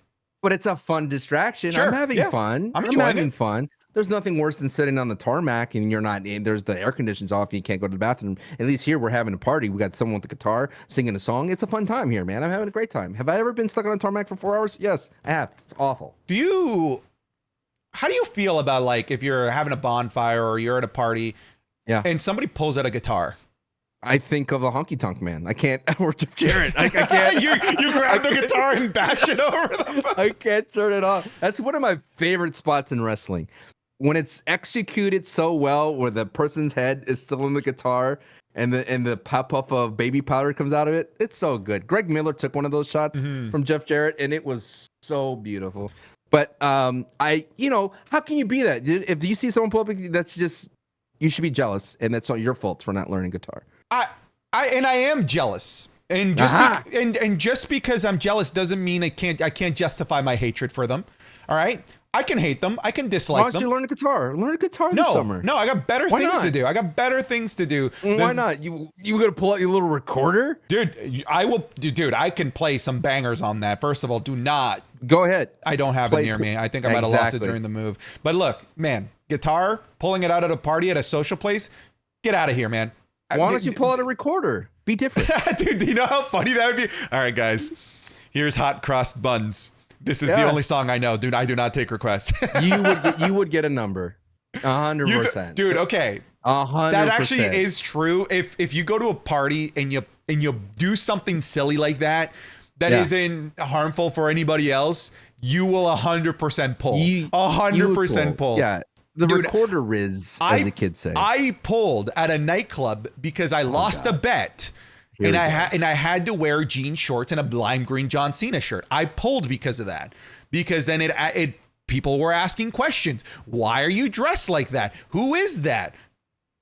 And then you dressed like John Cena with the jorts too? Yeah. I had to go full jorts. Wristbands? I didn't have wristbands then. Hat or no hat? Hat. Yeah. It's just like black shoes. Just like regular high tops, like I already wear in my regular life. You cosplay as John Cena. What was the line? Would you open up? Did you say, "Can you see me"? No, I didn't have. Well, no. So with the guys, it hit right. Every guy's like, yeah. I'm like, I see. I'm like, no, you don't. You don't see anything. Okay, but the ladies. But with the ladies, it was just like, why are you dressed like a silly clown? I'm like, let me tell you this funny story as to why I'm such a funny guy and why you should like me and why you should give me your number. No. Let's strip this away. You're speaking hyperbolically. I want to know the story, the real story, the nitty-gritty. What was the line that got you that pulled? Come on. How was that conversation? The conversation was when I finally gave them my name. I'm Santiago. And she says, oh my God, did you just say that your name is Chicago? And I was like, yes. And I was Vincent Chicago wearing a John Cena shirt for the rest of the night. You said your name was Vincent Chicago. Vinny C for short. Are you serious? That's the name you gave her, Vinny C. Vinny C, baby. Vincent Chicago. I'm disappointed in you. What you don't? Do you not have a No. old college days drunk personality? No, I don't have a Rusty Shackelford. Is that what you're talking about? Dude, I had a friend who when he was drunk mispronounced the name Leonardo DiCaprio, and he pronounced it Leo DiNardo. That became his drunk name. He was Leo DiNardo. Wow. Sorry if you hear my dog barking. No, I don't. No, I did not have that. No, you don't have a Leo DiNardo. You don't have a Vincent Chicago Vinny C. No, I don't. Huh. I don't. You're not living. I don't. I'm just me. I'm just me, baby. I'm just me, man. All right. Wow. We're in the hour 40 mark, Sancho. The show gets longer and longer every time, and people don't. They like it. That's what they ain't complaining. They want more. And if you want more, you could go to the Patreon. Patreon.com/Santi. Get more. Yes, sir. That's where you get more. But I think it's time for the new heat order and these expensive graphics, by the way. Dude, oh my goodness. Expensive. We spent so much money on these. We basically are losing money on the Patreon now because of these graphics. Losing money. It requires the utmost care. Again, if you're new to the new heat order, this is where we talk about the fun of who is getting the buzz, the reactions, the must-see TV. If you're not on the TV on the main roster of SmackDown or Raw, you're not on the list. So even though you're a great talent or best wrestler, you will not appear on the new heat order. Santi, your new heat order going into this is, here we go. We got, and again, it's going to be so different, bro. Dominic, I know. Last time was it? Dominic at 2, 3 Braun Breaker, 4 Cody Rhodes, 5 AJ Styles, 6 Alpha Academy, 7 Ludwig, 8 LA Knight, 9 Drew McIntyre, 10 Piper Niven. And on the bubble was Finn Balor for June 11th. Oh, buddy, he's not even on the bubble. That man is casted chill, away. Dude. Casted away. Yeah, you need to take those graphics down. It's too expensive to have it up that long. Well, what do you mean Finn Balor is far he's away from the gone, man. He's scheming. He took the hotel key. Finn Balor strikes again. Strikes again. He's on my bubble. Can I make this real quick? All right. Wyatt 6, Drew McIntyre, CM Punk, top 3. Just put them all. Wow. Just put them in. It is what it is. Those are the undeniable top 3. I think with what works about CM Punk at 3 is because he's going to have his SmackDown appearance. Yes. And he's going to have to answer to what he did to Drew in the best way ever. I mean, there were so many things he did with that peace sign, right? Yeah. The reference to the shirt, the colloquial, the way to use it in the UK, and then the 2 count is going to forever haunt. Wait, how do you use that in the UK? Oh. Is it like a middle finger in the UK? Yes, it is. Oh, I didn't know that. Okay. You didn't know that? No, I didn't. Back in the day, when you anyway, I'm not educating people today. I'm probably gonna get a lot of comments about, Santi was right. The PLE should be 45. No, I actually think a lot of people will agree with you. A lot of people want more matches. It's just that I feel like it's the monkey's paw. You want more matches, and they're gonna be worse. Paw. They're gonna be bad. It kind of reminds me of the Stephen King movie Thinner. Have you seen that movie? No. Where the guy goes thinner, and the guy gets like extremely thin, and he wishes for anyway. More supernatural. Ooh, The Shining. All right, now the Shining. Number 2 is Liv Morgan. Okay. No, I like that. Hang on. Who's number 2? 1 Wyatt 6, Drew McIntyre, CM Punk. Okay. I have Drew McIntyre over CM Punk because of the quitting angle. Right. Deleting social media. I don't think anyone's done that before in a long time. Batista was one that comes to mind. Jey Uso kind of did it. But yeah, I always kind of saw it as an quitting the bloodline, not quitting WWE. So Liv Morgan's 4? No. Chad Gable, the murder, the end of Chad Gable. Look, that man had the worst day at work. He lost his match, lost his family, got murdered in the alternate reality. Dude, everyone's talking about Chad Gable. The memes are RIP Chad Gable. His Wikipedia got changed. If we're talking about buzz, it's Chad Gable. Does he come back does he do a good old Firefly Funhouse and come as Shorty G? Oh, dude, come on. That'd be so good. That would be good. I'm telling you, dude, the Wyatt 6 have the Wyatt Sick have the opportunity to do something crazy. Look, I know I already mentioned it, and I'm the king of hammering things to the point where they're annoying. This is where we are so far. Look, these graphics. That's perfect. Whoa, too much, too expensive. Whoa, too much. I don't actually hate the idea of an Ebenezer Scrooge storyline for Chad Gable, where he gets taken through. Sometimes. What? You're welcome. I am brilliant sometimes. You're welcome. First of all, I said the Ebenezer Scrooge thing. You said alternate You reality did it? thing. I said multiverse. It's the same thing. No. Now people are going to need to go do the timestamps. I said the ghost. I said the Chad Gable Ghost of Gable's future. I said it. I am telling you, Ebenezer Scrooge is another multiverse story. Stop. It's No, you can't talk. You cannot take credit for a multiversal story from the 1800s. It's from the 1800s. Tiny Tim, you're taking credit for Tiny Tim. Yeah, somebody went back in time in the multiverse to write that story to explain the multiverse to the peasants of that time. Anyway, I don't hate the idea of him being taken through like how he was in the past. Yeah. You know, like how he became this lovable. Like I said. Yeah. Stop. How he became this lovable coach to making him see the errors of his ways of how he became such a terrible human being. I love that. Yeah. No, it's not, dude. It is a Christmas story. It is a Christmas Carol from the 1800s. You are not going to sit here and try and take credit for a Christmas classic. It's a story. No, it is not. Repackaged.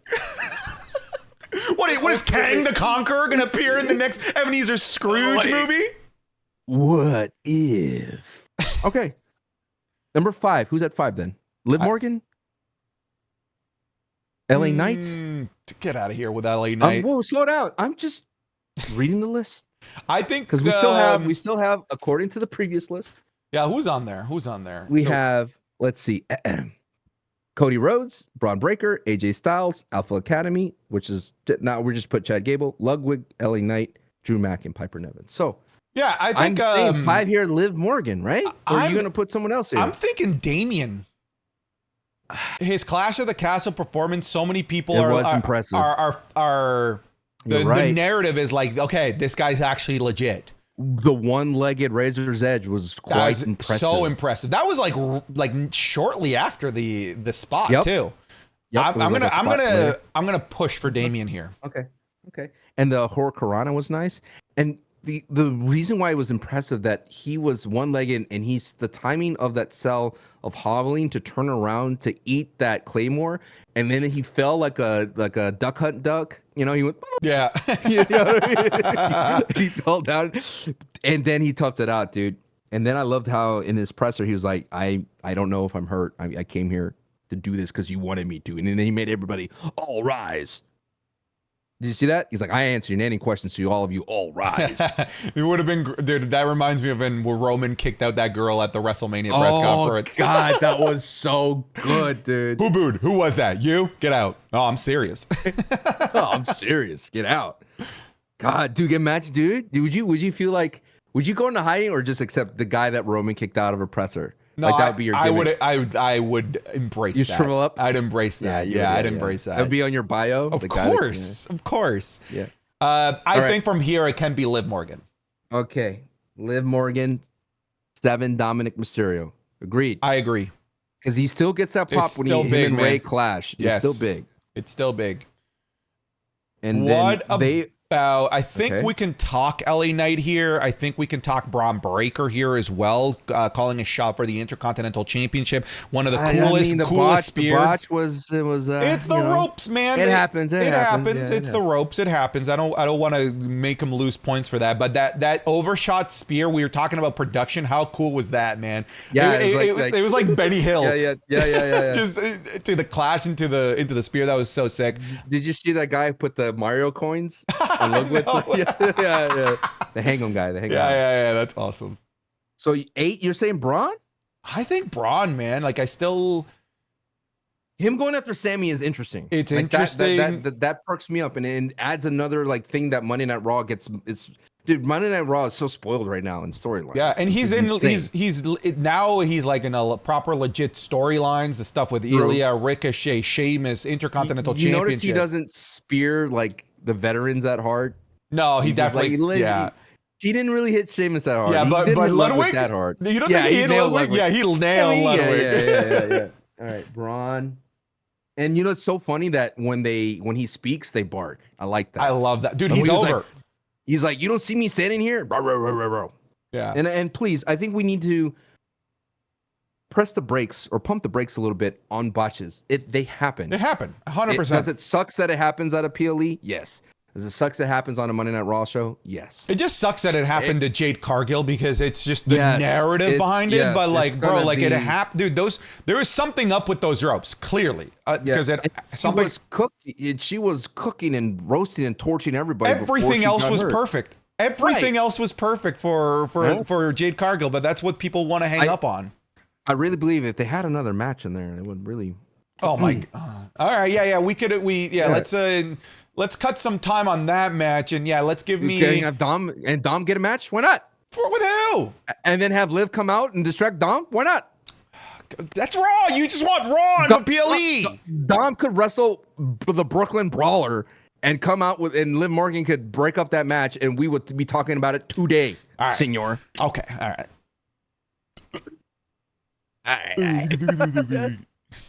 Yeah, I kind of look like Robert De Niro when I do that. You do. You just put a little thing right here, like a little mole. There's audio listeners. You're missing out on the ugliest face. Number 9. Who's going in at 9 then? I mean, does AJ, Cody? Cody and Bloodline. You're not hot on that. There's no heat from you. I'm weirdly more Cody and Solo in the Tongas. It sounds like a 60s band. Solo in the Tongas. I'm weirdly more vocal and wanting to talk about Randy Orton than I am any of them because of like just even the little look, man. Just the look. That's the masterpiece that is Randy Orton. He's so cerebral and good with his body language that alone gets everyone talking. So no love for Sami Zayn then either. I mean, that's what I mean. No, like, I'm not feeling Sami. No love for Grayson Waller in A-Town. Grayson Waller, the term DIY, none of that. Maybe, honestly, I wouldn't even say on Bubble. DIY. I would say not even on the Bubble. I'd say just Austin Theory's on the Bubble because I'm curious about the Austin Theory face turn. Okay. I wouldn't put Grayson in there. I wouldn't put DIY in there. I'm most curious about what's going on with Austin Theory and a potential babyface turn. No love with Chelsea Green and Piper. They're off the list. No love for Tiffy and Nia Jax, Baron Corbin and Legato on SmackDown. Is early in gestation. Apollo Crews getting some TV time. Crews getting some run. I think it's LA Knight, man. I think the legal home invasion because he was let in. You got invited in. Got invited in. All right. It's like a vampire, if he got invited in. The best part of that whole segment, I don't know if you caught it, is like we all go through it when you're sitting in an inner tube. He's trying to get out and he has like his little feet are like he's just trying to paddle. Yeah. Yes. He's just like, oh, hold on. He's trying to not flip to the side. Yeah. He has a drink in his hand. Dude, I wish he stole that drink. But I think what's so good and what we talked about is if Logan plays ball and just runs with him, it's gonna work. And I had this thought, and I talked about this in the review for SmackDown. I said if Logan Paul and LA Knight shouldn't be an angle about who's better or who's tougher or who is whatever. It should just be LA Knight just messing with him the entire time, just being a nuisance, like a little gnat to him, a nuisance to him, and just driving Logan Paul crazy. Because I like that LA Knight didn't push Paul into the pool. I like that he didn't hit him or they didn't fight like a AJ Styles home invasion. It was just LA Knight flying to Puerto Rico just to dip in the pool and hang out. I'm like, dude, we could have had fun. We could have had a barbecue. You weren't here. Like, come on, man. Why are you kicking me out? Dude, now that you mention it, he should have taken the glass. How funny of a line would have been like, if Logan had been like, that's my glass. yeah. Like, hey, did you take my... I love that line. He goes, speaking of Aladdin, I'm going to show you a whole new world. Yeah, it's good. It's good. It's a good comeback. New world. See you in Chicago. Wee! Right? Like that kind of stuff is so good. And LA Knight 9. I'm still thinking that. Do I put Logan Paul at 10? I'm not sure. 10 I don't know. Reserved for a bubble. So this is our list so far, Santi. Wyatt, that's a great list, man. That's a great list. But who's at 10? Who's at 10? We still have AJ. I mean, AJ is said I quit. So I don't know. We could penalize AJ for that. Ludwig, had a decent showing attacking Sheamus. I mean, who's the 10? Is Otis at 10 for you for finally turning? That was a big pop. Otis was big. I think it's worthy even throwing out there Wade Barrett. with his commentary about like screaming for CM Punk to get fired. Deep of a cut. I like Otis here. I like Alpha Academy. Academy of the 10. Okay. No love for Cody. Cody in the solo Tonga's not doing it for you. Not doing it, man. Wow. Not doing it. But you're interested in seeing what happened with Maxine. And again, this is a message from Conman. Conman said if Maxine could oil up, why not Santi? Just want to put that out there. Alpha Academy. Can't make it one day without oil up comments. And not until it happens. There is the day that he oils up, before oil up, after oil up. We're in the before. I'm just saying, if Maxine could oil up, so can Santi. Ladies and gentlemen, boys and girls, children of all ages, Wrestling is Cool presents to you the new Heat order.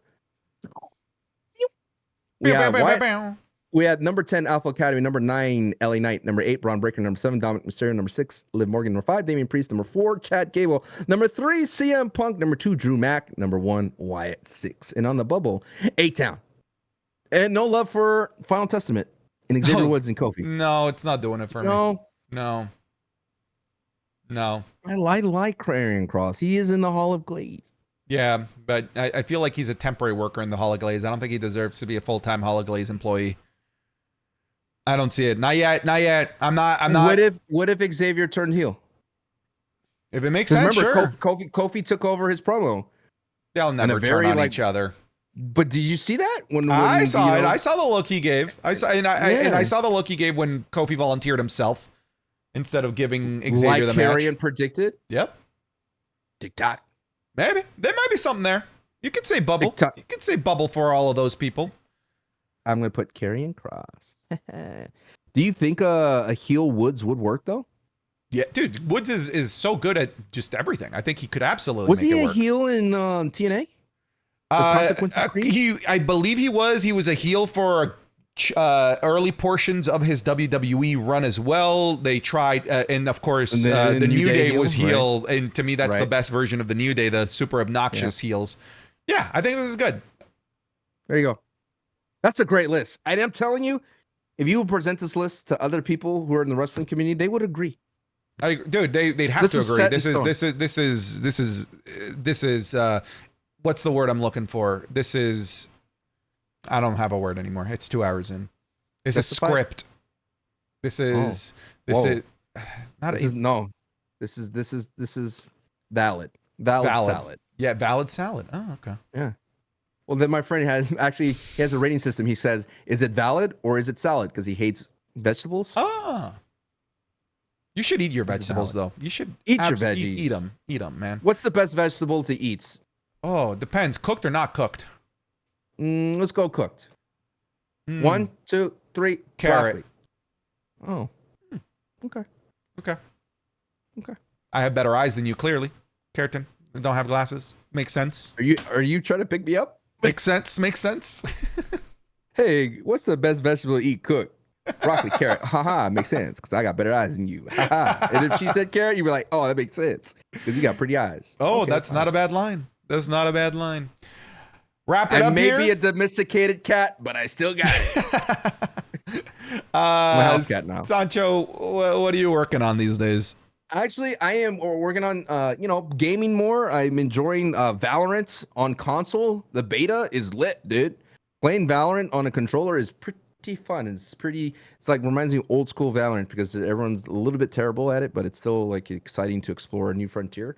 And I'm definitely looking forward to the betas that is coming out later this month. But I'm actually going to be working a show. I'll let you know. Okay, that's going to happen soon. It's going to be fun, dude. I want to see the Wrestling is Cool people because I'm going to fly somewhere. I can't give you details, but I want to fly somewhere. Have them.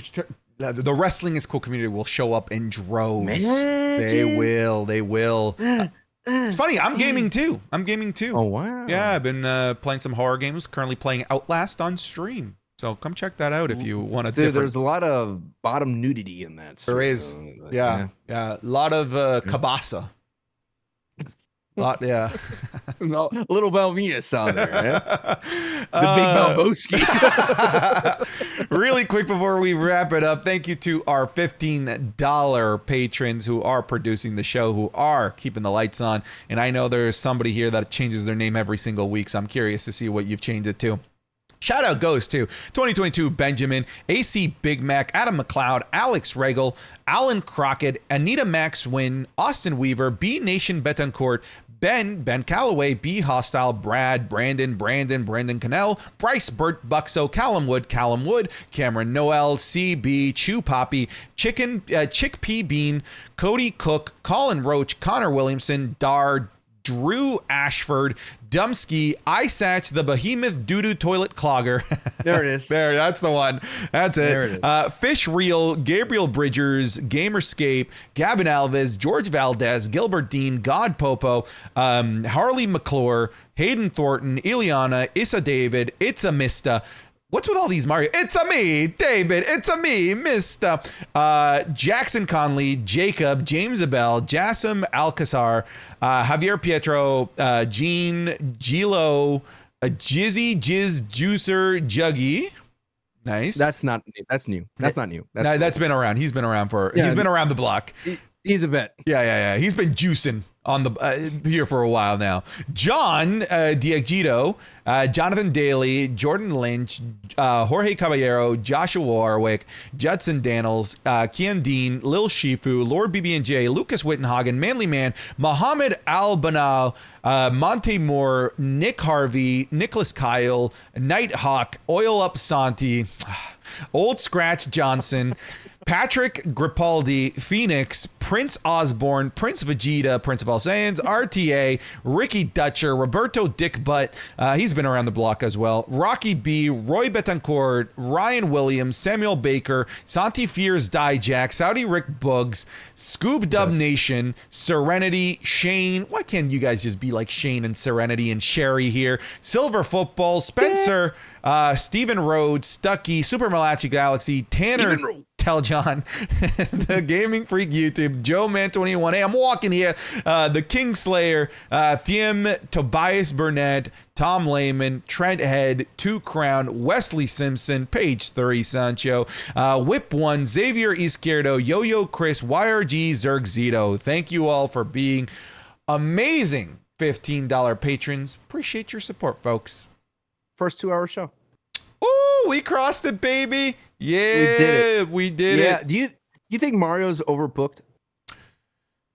Depends, man. I feel like he is at least overexposed, with movies. He does sports. Like, he does every sport. Exactly. That's my problem. He does everything. Yeah. Where's the flaw in Mario's game? Don't know. Don't know either. I'm kind of with you, man. I'm kind of with you. I think maybe the Cody Rhodes of gaming. I think mushrooms in my soul. So dumb. I hate myself. I hate it. All right, folks. Thanks so much for watching wrestling. It's cool. Take care. Goodbye. Be good people.